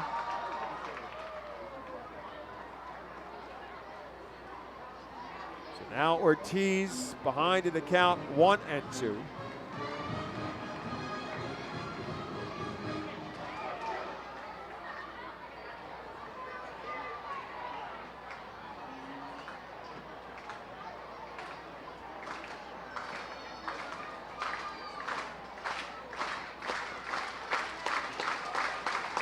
Way outside, an easy take for Ortiz. Evens the count at 2-2. It was like, this is a very big spot of this game. I mean, very obvious at this point. 2 balls, 2 strikes, 2 outs, 2 on.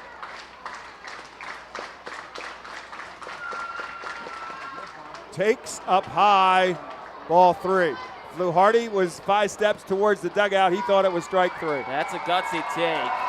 Just up above the top of the zone. So that will give Oliver Dunn a chance to get a running start at first now on a 3-2 count.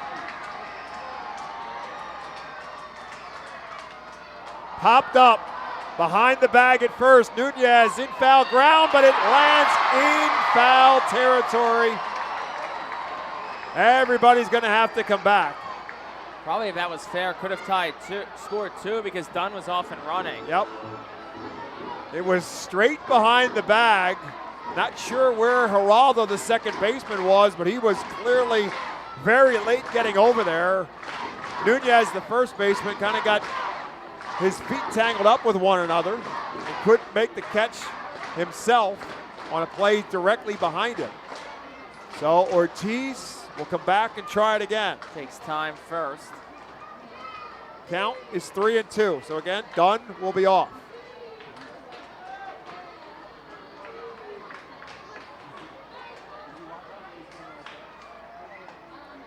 Over for a called strike 3, and that'll do it for the Phils in the 8th. No runs, 1 hit, 2 left, 8 complete. It stays 5-3 Fisher Cats. White Star Tours and Travel Centers offers the Our Phils fan road trip again this season. It's your chance to hit the road with other Our Phils fans, see an Our Phils road game, meet with an Our Phils player, and also see an Iron Pigs and Phillies road game. The White Star Our Phils road trip visits Altoona, Toledo, and Cleveland from Thursday, July 20th until Sunday, July 23rd.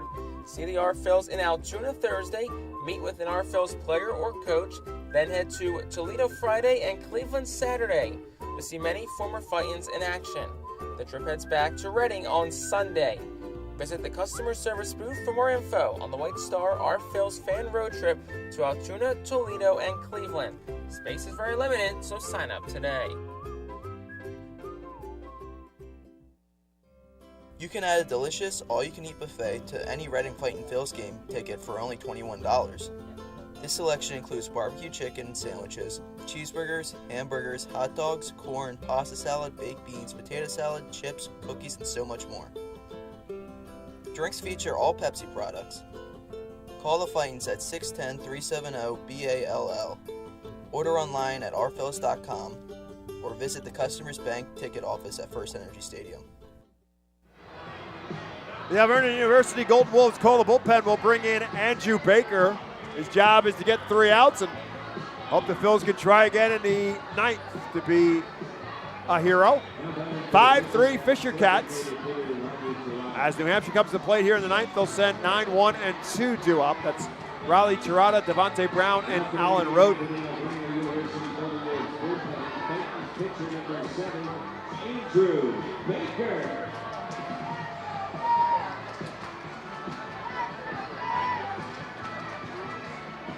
Baker appeared in Thursday night's Phil's win. Pitched an inning and a third, 2 walks and 2 strikeouts. And the first pitch to Tirada, the off-speed pitch, is up high for a ball.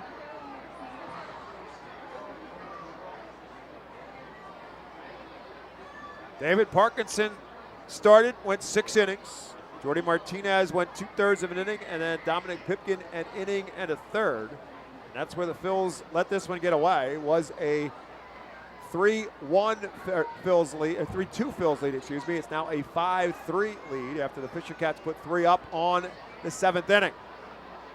2 balls and no strikes now to Tirada. 9-hole hitter, 0 for 2 on the night, did walk back into 3rd inning. Baker's 2-0 pitch, fouled straight back, 98 on the radar gun.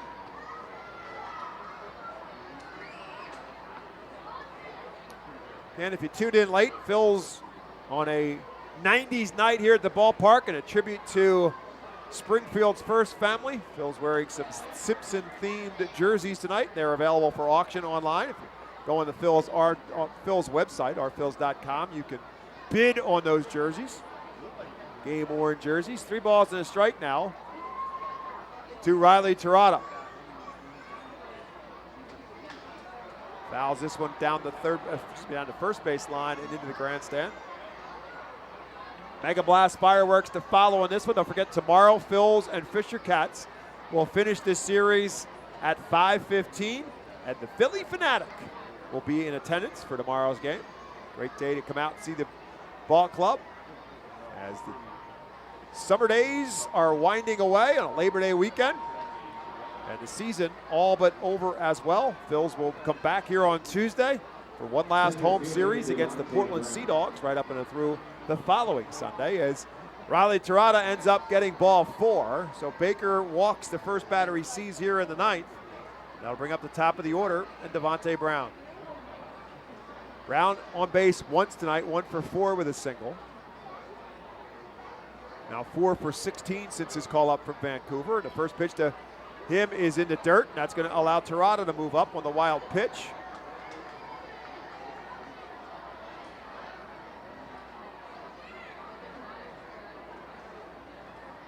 Now another runner in scoring position, and Herbert Iser, the catcher, will now come out and talk with Baker.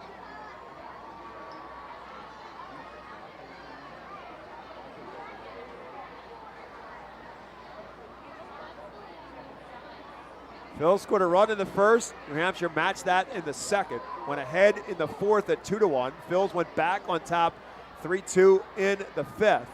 And then the 3 spot, as I mentioned, in the 7th for New Hampshire has them on top 5-3. Another one way out of the strike zone high this time from Baker. And it's now 2 balls and no strikes to Devontae Brown.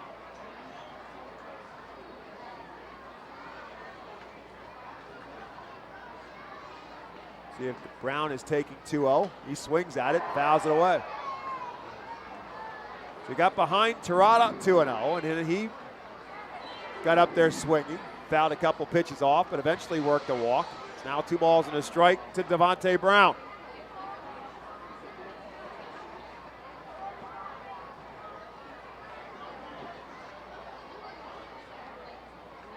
Way outside. Good grab by Iser to keep it from going all the way to the backstop. Baker having some control issues so far in this inning. Walked the first batter he saw, and now he's behind 3-1. Swing and a miss. Good off-speed pitch.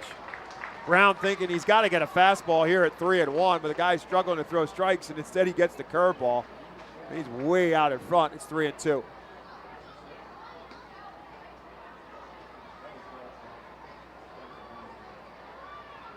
Baker trying to come back, get something that Brown can swing at.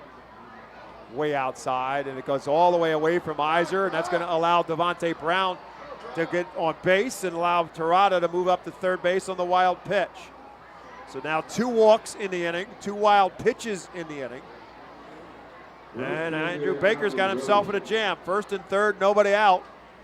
And Alan Roden, who's been on base all 4 times tonight, at the plate. Nobody up in the Phil's bullpen. This is Andrew Baker's mess, and it's his job to try to get out of it. Brown, 2 hits, a walk, and hit by a pitch. On base, as I said, all 4 times, and he scored a run. Chance to drive one in here as the Phils will bring the infield up to try to cut off any more runs for New Hampshire. First pitch over for a called strike 1. 99 on the radar gun from Andrew Baker. Baker making his 37th appearance of the season. 54 strikeouts, 35 walks. Runner takes off from first as the pitch is inside for a ball. So Devontae Brown will move up to second base on the stolen base. Takes the double play out of the equation, but again, the Phils had the infield up, trying to cut down the run.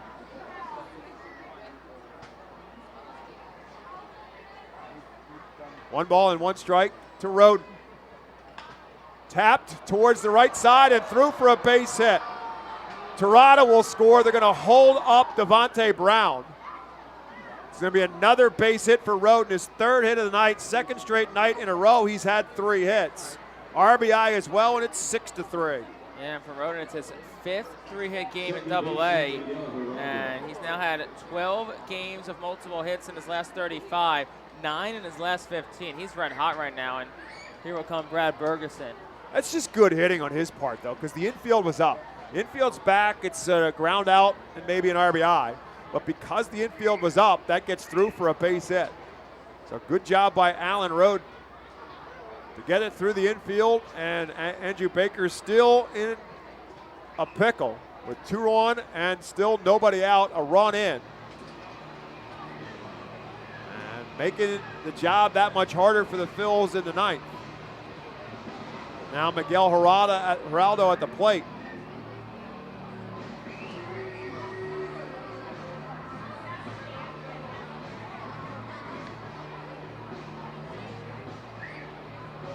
That's Connor Ash, who is now up and warming up in the Phil's bullpen. Just called up from Jersey Shore earlier today. First pitch to Geraldo, fouls it at the plate.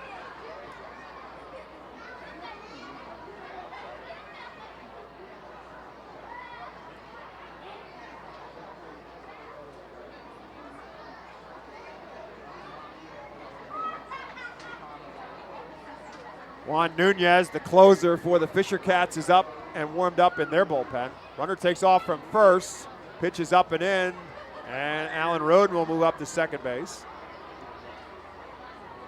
And they know Reading has no intention of throwing anything down, so New Hampshire just taking that free bag pretty much. And infield up, 1 ball and 1 strike for to Geraldo. Ripped into left field and hooking foul. Hit it hard, but just out in front of it, pulled it out of play. It's 1-2 now to Miguel Geraldo, who doubled and drove in a run and scored his last time up. 1 for 4 on the night. 53rd RBI of the year for him. He's got 2 more now in scoring position, and still nobody out here in the top of the 9th.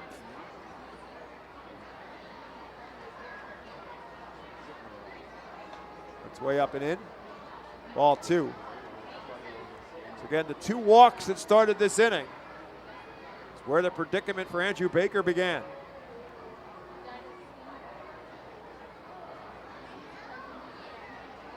Two and two now to Geraldo. Drives this one into right field. Carlos De La Cruz will go back. He'll make the catch. Devontae Brown will tag at third, and he will score. Sacrifice fly and an RBI. It's 7-3. Yes, another piece of great situational hitting by New Hampshire. This time it's Geraldo who knew with the infield up, just had to get something up in the air, and that he does. 54th RBI of the year for Geraldo, his 2nd in tonight's ball game. The Fisher Cat lead is now 4, and the Phils are still not out of the woods with a man on second, and Rainer Nunez at the plate, who's hit 2 home runs already tonight. And first pitch to Baker is up, ball 1. 100 miles an hour on the radar gun, but it's ball 1. Nunez also walked, so 2 for 3 on the night. 2 home runs and 3 RBIs. Curveball and a good one, and it's a 1-1. So Nunez has seen the arsenal from Baker. Fastball at 100 and then a good curveball.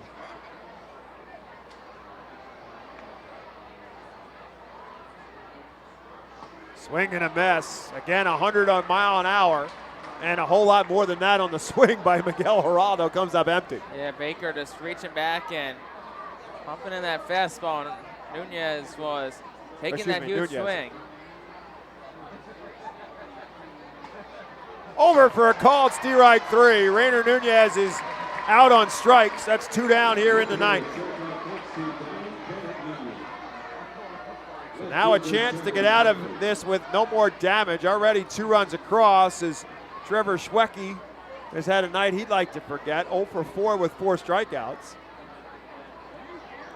It even started bad for Schwecke in left field when he lost the ball in the lights early on. This one's way inside. 97 at your ribs. Schwecke had a lunge out of the way of it.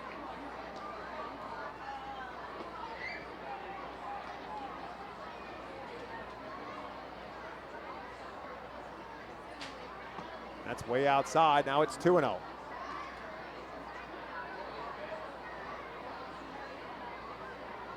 Phils will have Rickson Wingrove, Madison Stokes, and Nick Ward due up in the 9th. Once they can get one more out here in the top half. Way outside, it rolls all the way to the backstop, and that's going to allow Alan Roden to move up to third base. Third wild pitch in the inning now for Andrew Baker.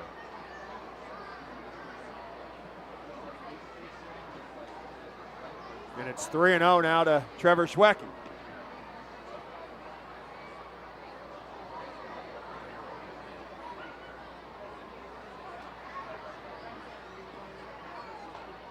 That's over for a called strike. Schwecke started to walk back, I get thinking he wanted to call time, but did so too late as Baker had already started his windup, so he did get the timeout from Kevin Manzuk at the plate. The pitch was over for a called strike. So it's now 3-1. Way up high, ball 4. Walk number 3 in the inning. And again, runners at the corners now for New Hampshire, but 2 outs. Phil Clark will bat. Does not look like Al Padrique is coming out of the dugout. Wonder if runners on first and third here, 2 outs. Infield's obviously playing back. Maybe if he goes, Eiser's got a pretty good arm. Maybe he gives it a shot to throw it down. Clark 1 for 3 on the night. Single and a hit by pitch. Also scored a run. This one lined into left field. That's going to be down for a base hit. Another run will score as Alan Roden comes across with run number 8 for the Fisher Cats. RBI single for Phil Clark. Here will come out Padrique. Looks like that's going to be the night for Baker. So the Fisher Cats put 3 up, and they are still not done in the 9th. The Vernon University Golden Wolves call the bullpen when we come back to Baseball Town. Unlike any other area in FirstEnergy Stadium, the Savage 61 Dugout Suite puts you in the closest seat to the action on the field. Located just a few feet from the diamond on the first base side with covered seating, abilities of motion accessible seating, and the most unique view around. Your group will thank you over and over again for this one-of-a-kind experience. Tickets for the Dugout Suite start at $27 and include options to add food and drink packages. The ProMax Fence Systems Foul Porch is an exclusive group experience. Located in our left field corner, groups of 20 to 30 people are treated to 2.5 hours of all-you-can-eat buffet and drinks. In a festive atmosphere with a bird's-eye view of the visiting bullpen, regular season tickets are $34 for groups of 20 or more. Call us today at 610-370-BALL to reserve a spot for your group. The Penn State Health St. Joseph's 67 Club is the original hospitality area at FirstEnergy Stadium. Conveniently located along the third base side, the 67 Club gives you a front row seat to all the action at the hot corner. The area is safely protected from line drives with a large see-through net. Starting at $34, groups of 20 or more can enjoy a 2.5-hour all-you-can-eat buffet. Children 4 and under are free. Visit rphils.com or call us at 610-370-BALL to reserve your group outing today. So Connor Ash is the new pitcher for the Phils, just called up from Jersey Shore earlier today. 24-year-old right-hander, originally from Grand Blanc, Michigan.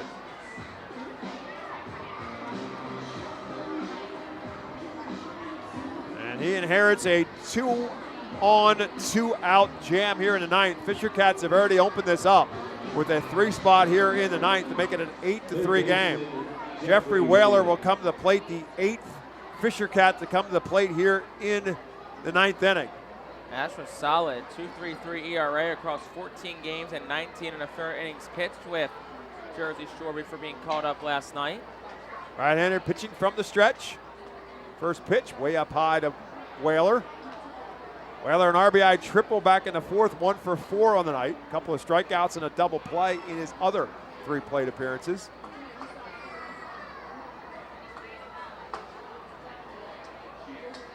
One-0 pitch. Over for a called strike. Very over-the-top delivery for Connor Ash. Right-handed pitcher. Almost like this right-handed version of Tristan Garnett, who has a similar delivery from the left-hand side. 1-1 pitch. Swing and a miss. So Phil's trying to get out of this mess here in the 9th and hope the bats come alive in the bottom half. Connor Ash needs 1 more strike.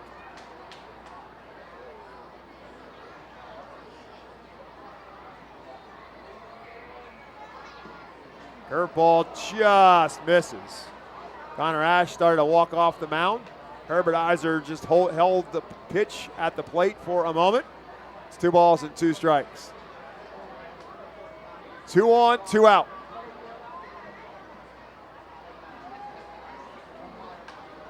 Popped up, foul, and out of play behind the plate. It's an empty seat. Right beside a guy with a Tug McGraw jersey on. How about that? A little throwback Saturday night. The Tug McGraw Phillies jersey. Love to see it.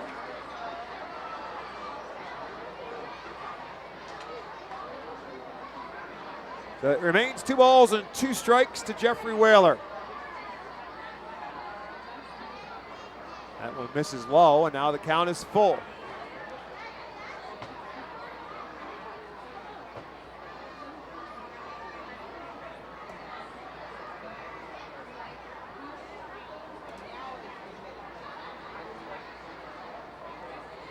Connor Ash with a long look into Herbert Iser. 3-2 pitch. Into dirt, ball 4. That'll be the 4th walk of the inning. The bases are now loaded. Terconi 0 for 4 tonight, is the 9th man to come to the plate this inning and the only Fisher Cat to not reach tonight. Couple of ground outs, a pop up and a strikeout in 4 plate appearances for Terconi. Bases jammed, 2 outs here in the 9th. Pitch is outside for a ball.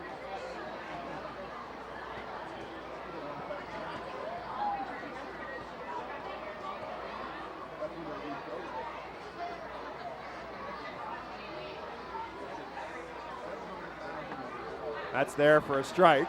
93 on the radar gun. 1 ball and 1 strike now to Michael Terconi.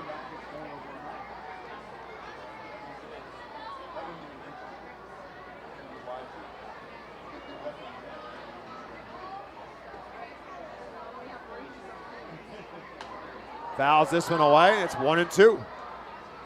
Frustration on the part of Terconi. After hearing Jake Starr tell him he's the only one who hasn't reached base for the Fisher Cats tonight, now he's mad. Connor Ash will look to keep that the case.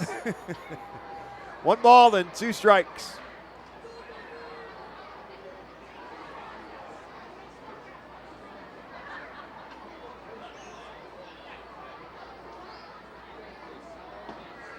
Inside, ball 2.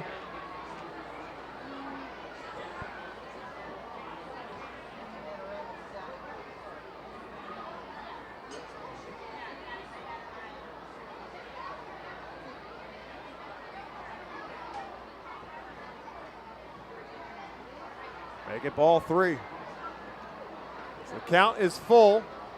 Runners will be off. No place to put it.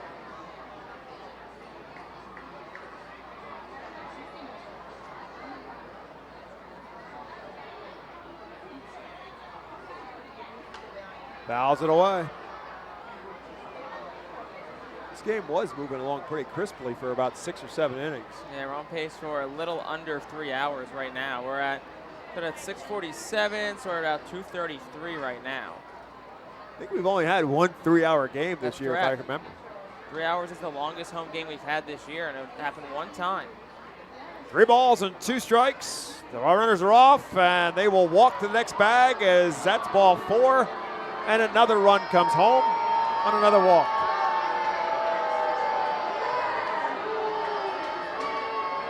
Trevor Schwecke scores run number 9 for the Fisher Cats. Be an RBI for Turconi, his 7th since his promotion, and the guy that got this thing started with a walk, Riley Tirada, will bat. And it's the 10th time this year that an opposing team has batted around in an inning against Reading.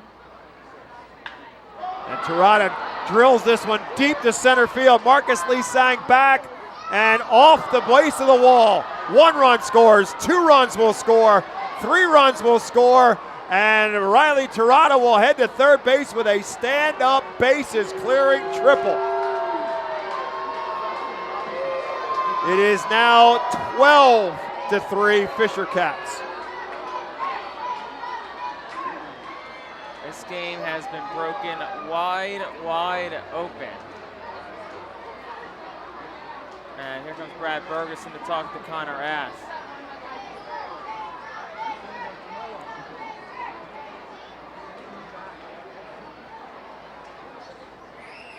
Four walks in the inning, 3 hits in the inning, and now 7 runs for the Fisher Cats.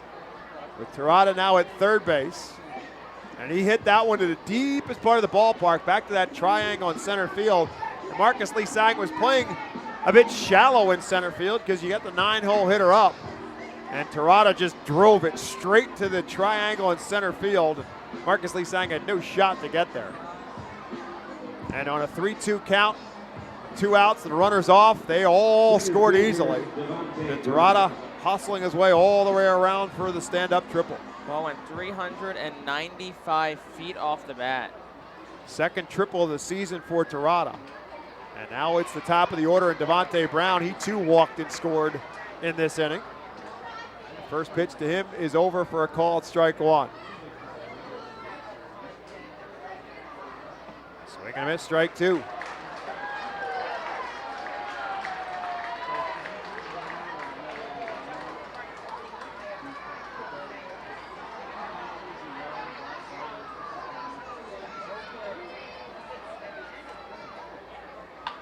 Drilled into left field. Ethan Wilson going back, and he'll have enough room, and the inning finally comes to an end here in the 9th, but not before the Fisher Cats put 7 runs up. They do it on 3 hits. There were no errors, and 1 man left.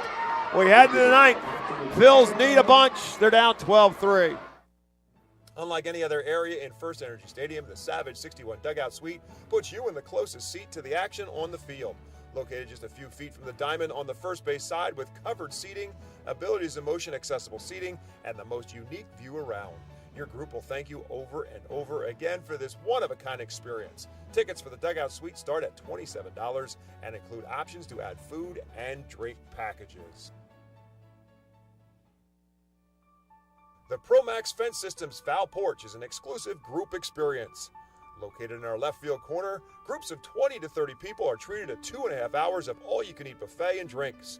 In a festive atmosphere with a bird's-eye view of the visiting bullpen, regular season tickets are $34 for groups of 20 or more. Call us today at 610-370-BALL to reserve a spot for your group. The Penn State Health St. Joseph 67 Club is the original. So we head to the 9th. Phils need a whole lot, as in 9. Down 12-3. Ricks and Wingrove will lead it off for the Fightins. Don't forget, tomorrow this series ends at 5:15 first pitch.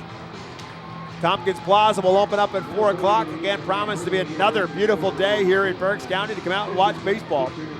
Phils and the Fisher Cats in Game 6.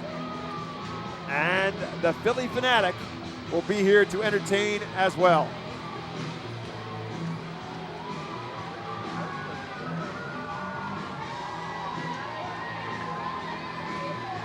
Juan Nunez, as I said, the closer who was up in the Fisher Cat bullpen to come in to get the save. Well, no longer a save situation now. By the way, things aren't a whole lot better in Milwaukee after the Brewers put a 4-spot up in the 5th. They opened up a 7-2 lead. Phillies scored another one in the top of the 6th and now batting in the 7th, down 7-3.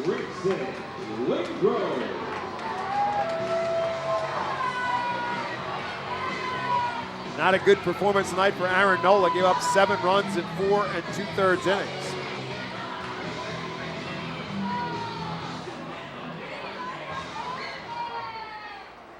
Trey Turner, by the way, with another home run tonight. That's 4 in a row, I believe, for Turner. Schwarber and Realmuto also with home runs. Rickson Wingrove will lead it off for the Fightins. He's 0 for 3 tonight with a couple of strikeouts and an infield pop-up. First pitch to him is a called strike. The second one is inside for a ball.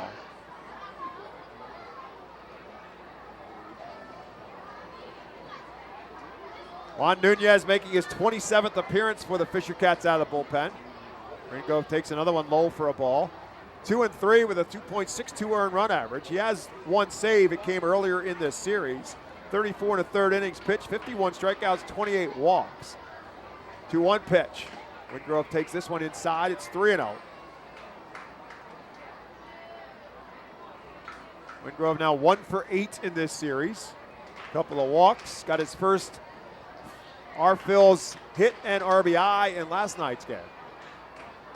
3-1 to him here. Make it ball 4.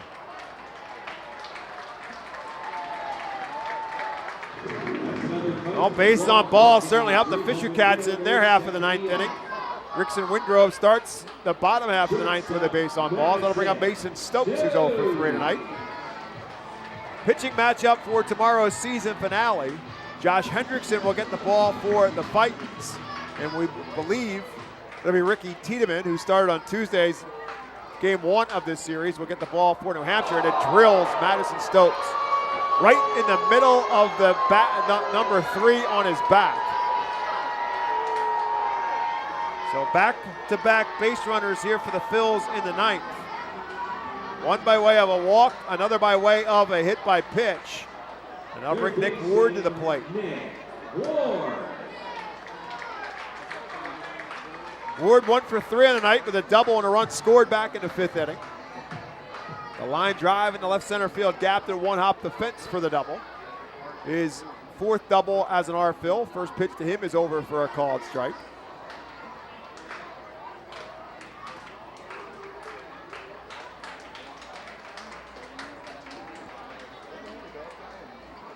Nunez from the stretch. It's outside. The count is 1 ball and 1 strike.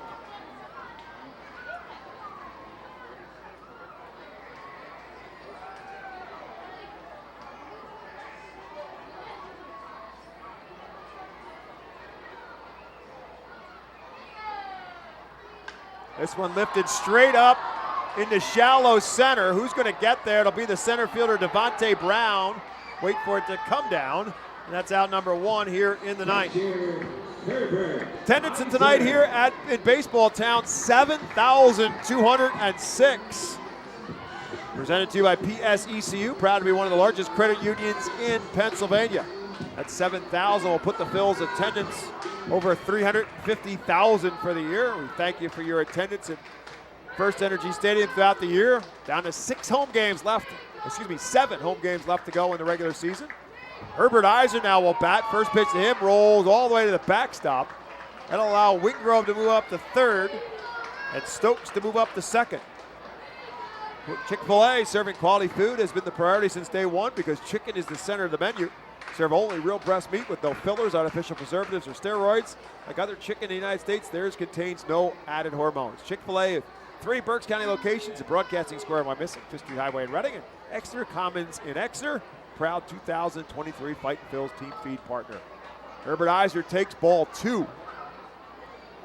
So 2 on, 1 out, and now a conversation between Phil Clark and Juan Nunez with a 12-3 lead on the scoreboard. Always makes everybody happy. Let me guess what could be said at that mound. You know what I would say? Throw it over the plate, we're up 12-3. That's what I would say.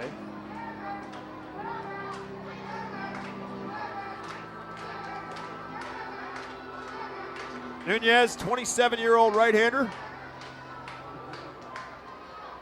Been with the Blue Jays organization since 2013.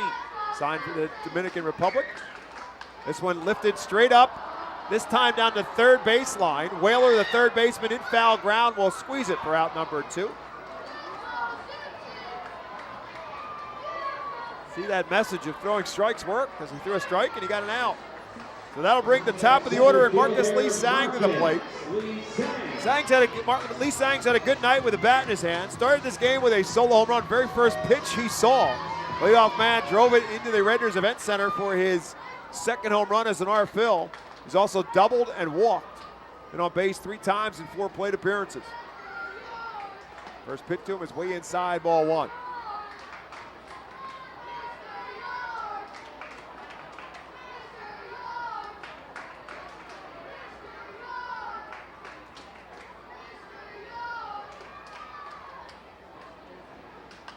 This one fouled out of play. It's 1 ball and 1 strike. Again, 7,000 in attendance tonight, 7,200 to be exact. Hanging around, waiting for Mega Blast fireworks. Final Mega Blast fireworks of the year, but not the final fireworks. We'll finish off the season in a weekend full of fireworks next week. Thursday, Friday, Saturday, and Sunday. Swing and a miss. Marcus Lee Sang is now down to the Phil's final strike. 1 ball and 2 strikes here in the bottom of the 9th.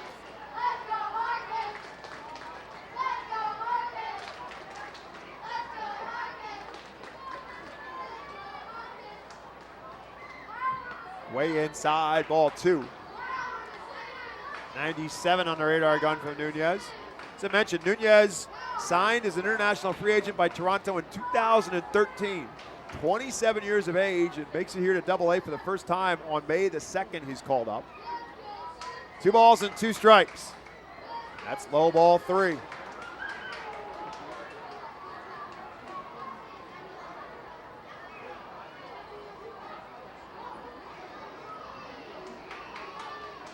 Left-handed stick of Marcus Lee Sang. Back in the box.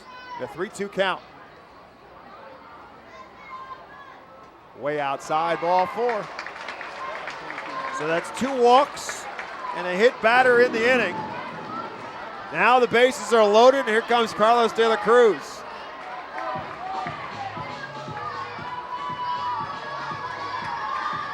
Here comes the pitching coach, Drew Hayes, as well. So this will be a second conversation, not obviously a second visit to the mound, because the catcher came out when Herbert Iser was batting, and now the pitching coach comes out as well. Bullpen is empty. They're not going to bring another arm into this with a 9-run lead, with 2 outs in the 9th inning. De La Cruz will bat.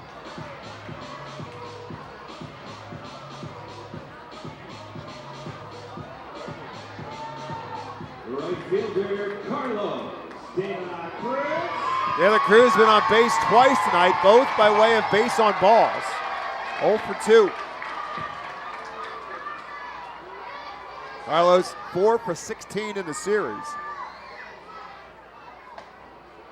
It's over for a called strike. 2 extra base hits in this series for Carlos, a double and his 22nd home run of the year. No balls and 1 strike to him. That's way outside.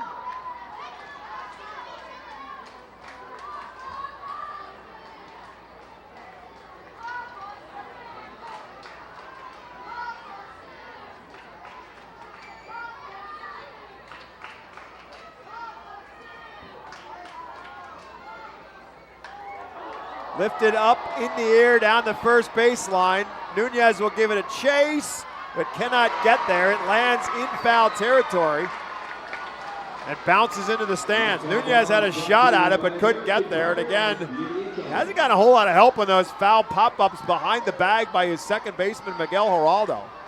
It's a tough play for the first baseman to go straight back on it. It's usually the second baseman who's got a better shot to get there, but Geraldo was nowhere close to it, so it falls foul, and it's now 1-2 to Carlos De La Cruz.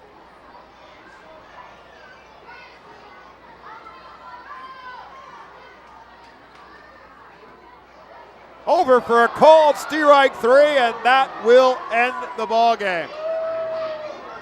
Phil's in the ninth.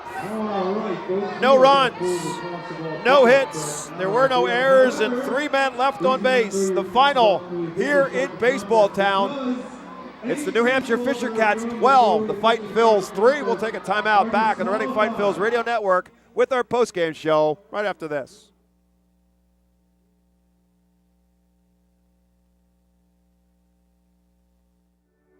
Side Auto Group Deck is a great spot for all fans of a summer picnic and great tailgate atmosphere. During your picnic, you may even catch a souvenir, as the area is situated directly in home run territory, behind the left field wall. Regular season tickets are just $32 per person for groups of 20 or more, and children 4 and under are free. Visit rfields.com/groups or call 610-370-BALL to reserve your group outing today.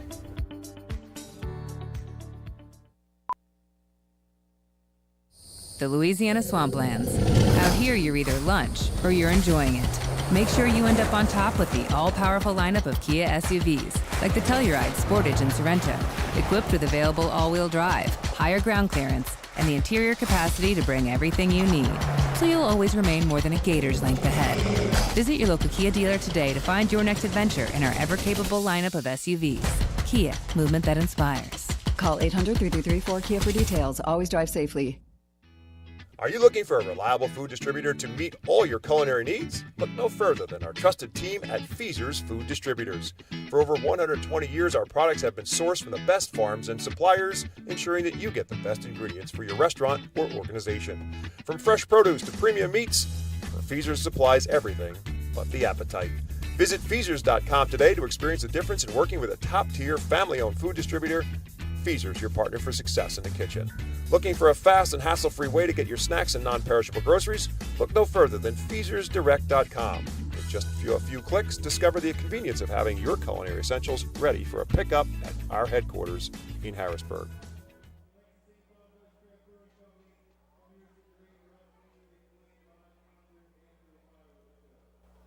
Welcome back to FirstEnergy Stadium. Where the Fightin' Phils drop another one at home, and this time to the New Hampshire Fisher Cats, who have now taken 4 of the first 5 games of this series. And they win tonight's ultimately in a one-sider by a final score of 12-3. It started out okay for the Fightins. David Parkinson on the mound for Reading, and Luis Quinones on the mound to start for New Hampshire. And it was Marcus Lee Sang who got it going for the home team in the bottom half of the first inning. The very first pitch of the game thrown by Quinones, Marcus Lee Sang deposited it on the Redders Event Center in right center field for the home run, and the Phils led it 1-0. However, in the top half of the second inning, the first batter to face Parkinson in the second, Rainer Nunez, did the exact same thing, as in driving one out of here for a home run, and we were tied at 1 apiece.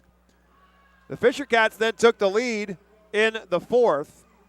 With 2 outs, Phil Clark was hit by a pitch. Jeffrey Naylor then drove one off the wall in right center field. Marcus Lee Sang misplayed it a bit as he got too far underneath it, allowed it to clang off the Redders Event Center and over his head, and it allowed Clark to score and allowed Whaler to get to third base and make it a 2-1 game in favor of the Fisher Cats.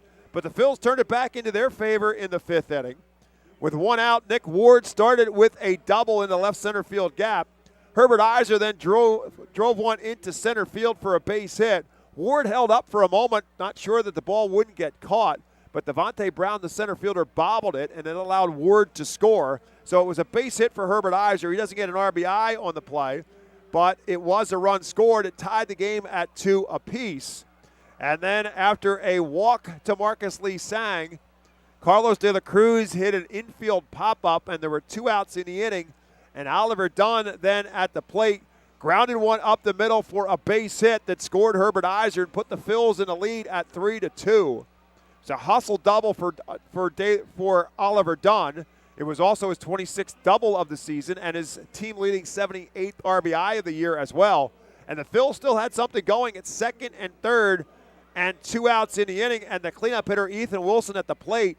There was a pitch that got away from the catcher Phil Clark, but not very far away. Only dribbled about 4 or 5 feet away from the plate, but Marcus Lee Sang committed and tried to score, and he was tagged out easily as Clark picked it up and tagged out Marcus Lee Sang. That ended the inning, but it was a spot where maybe the Phils could have gotten some more out of that, but instead they got the 2, and that gave them the lead at 3-2. It also ultimately, after the 6th inning, ended the night for David Parkinson, but another quality start for the veteran lefty. 6 innings, 6 hits, 2 runs, 2 of them earned, 2 walks and 6 strikeouts. He did hit a batter. But we got to the 7th inning, and things unraveled for the Phils with Jordy Martinez on the mound. After, again, 2 outs in the inning, he hit a batter. It was Alan Roden, who was on base all 5 times tonight for the Fisher Cats. Alan Roden gets hit by a pitch, and then Miguel Geraldo doubles, and Roden scores.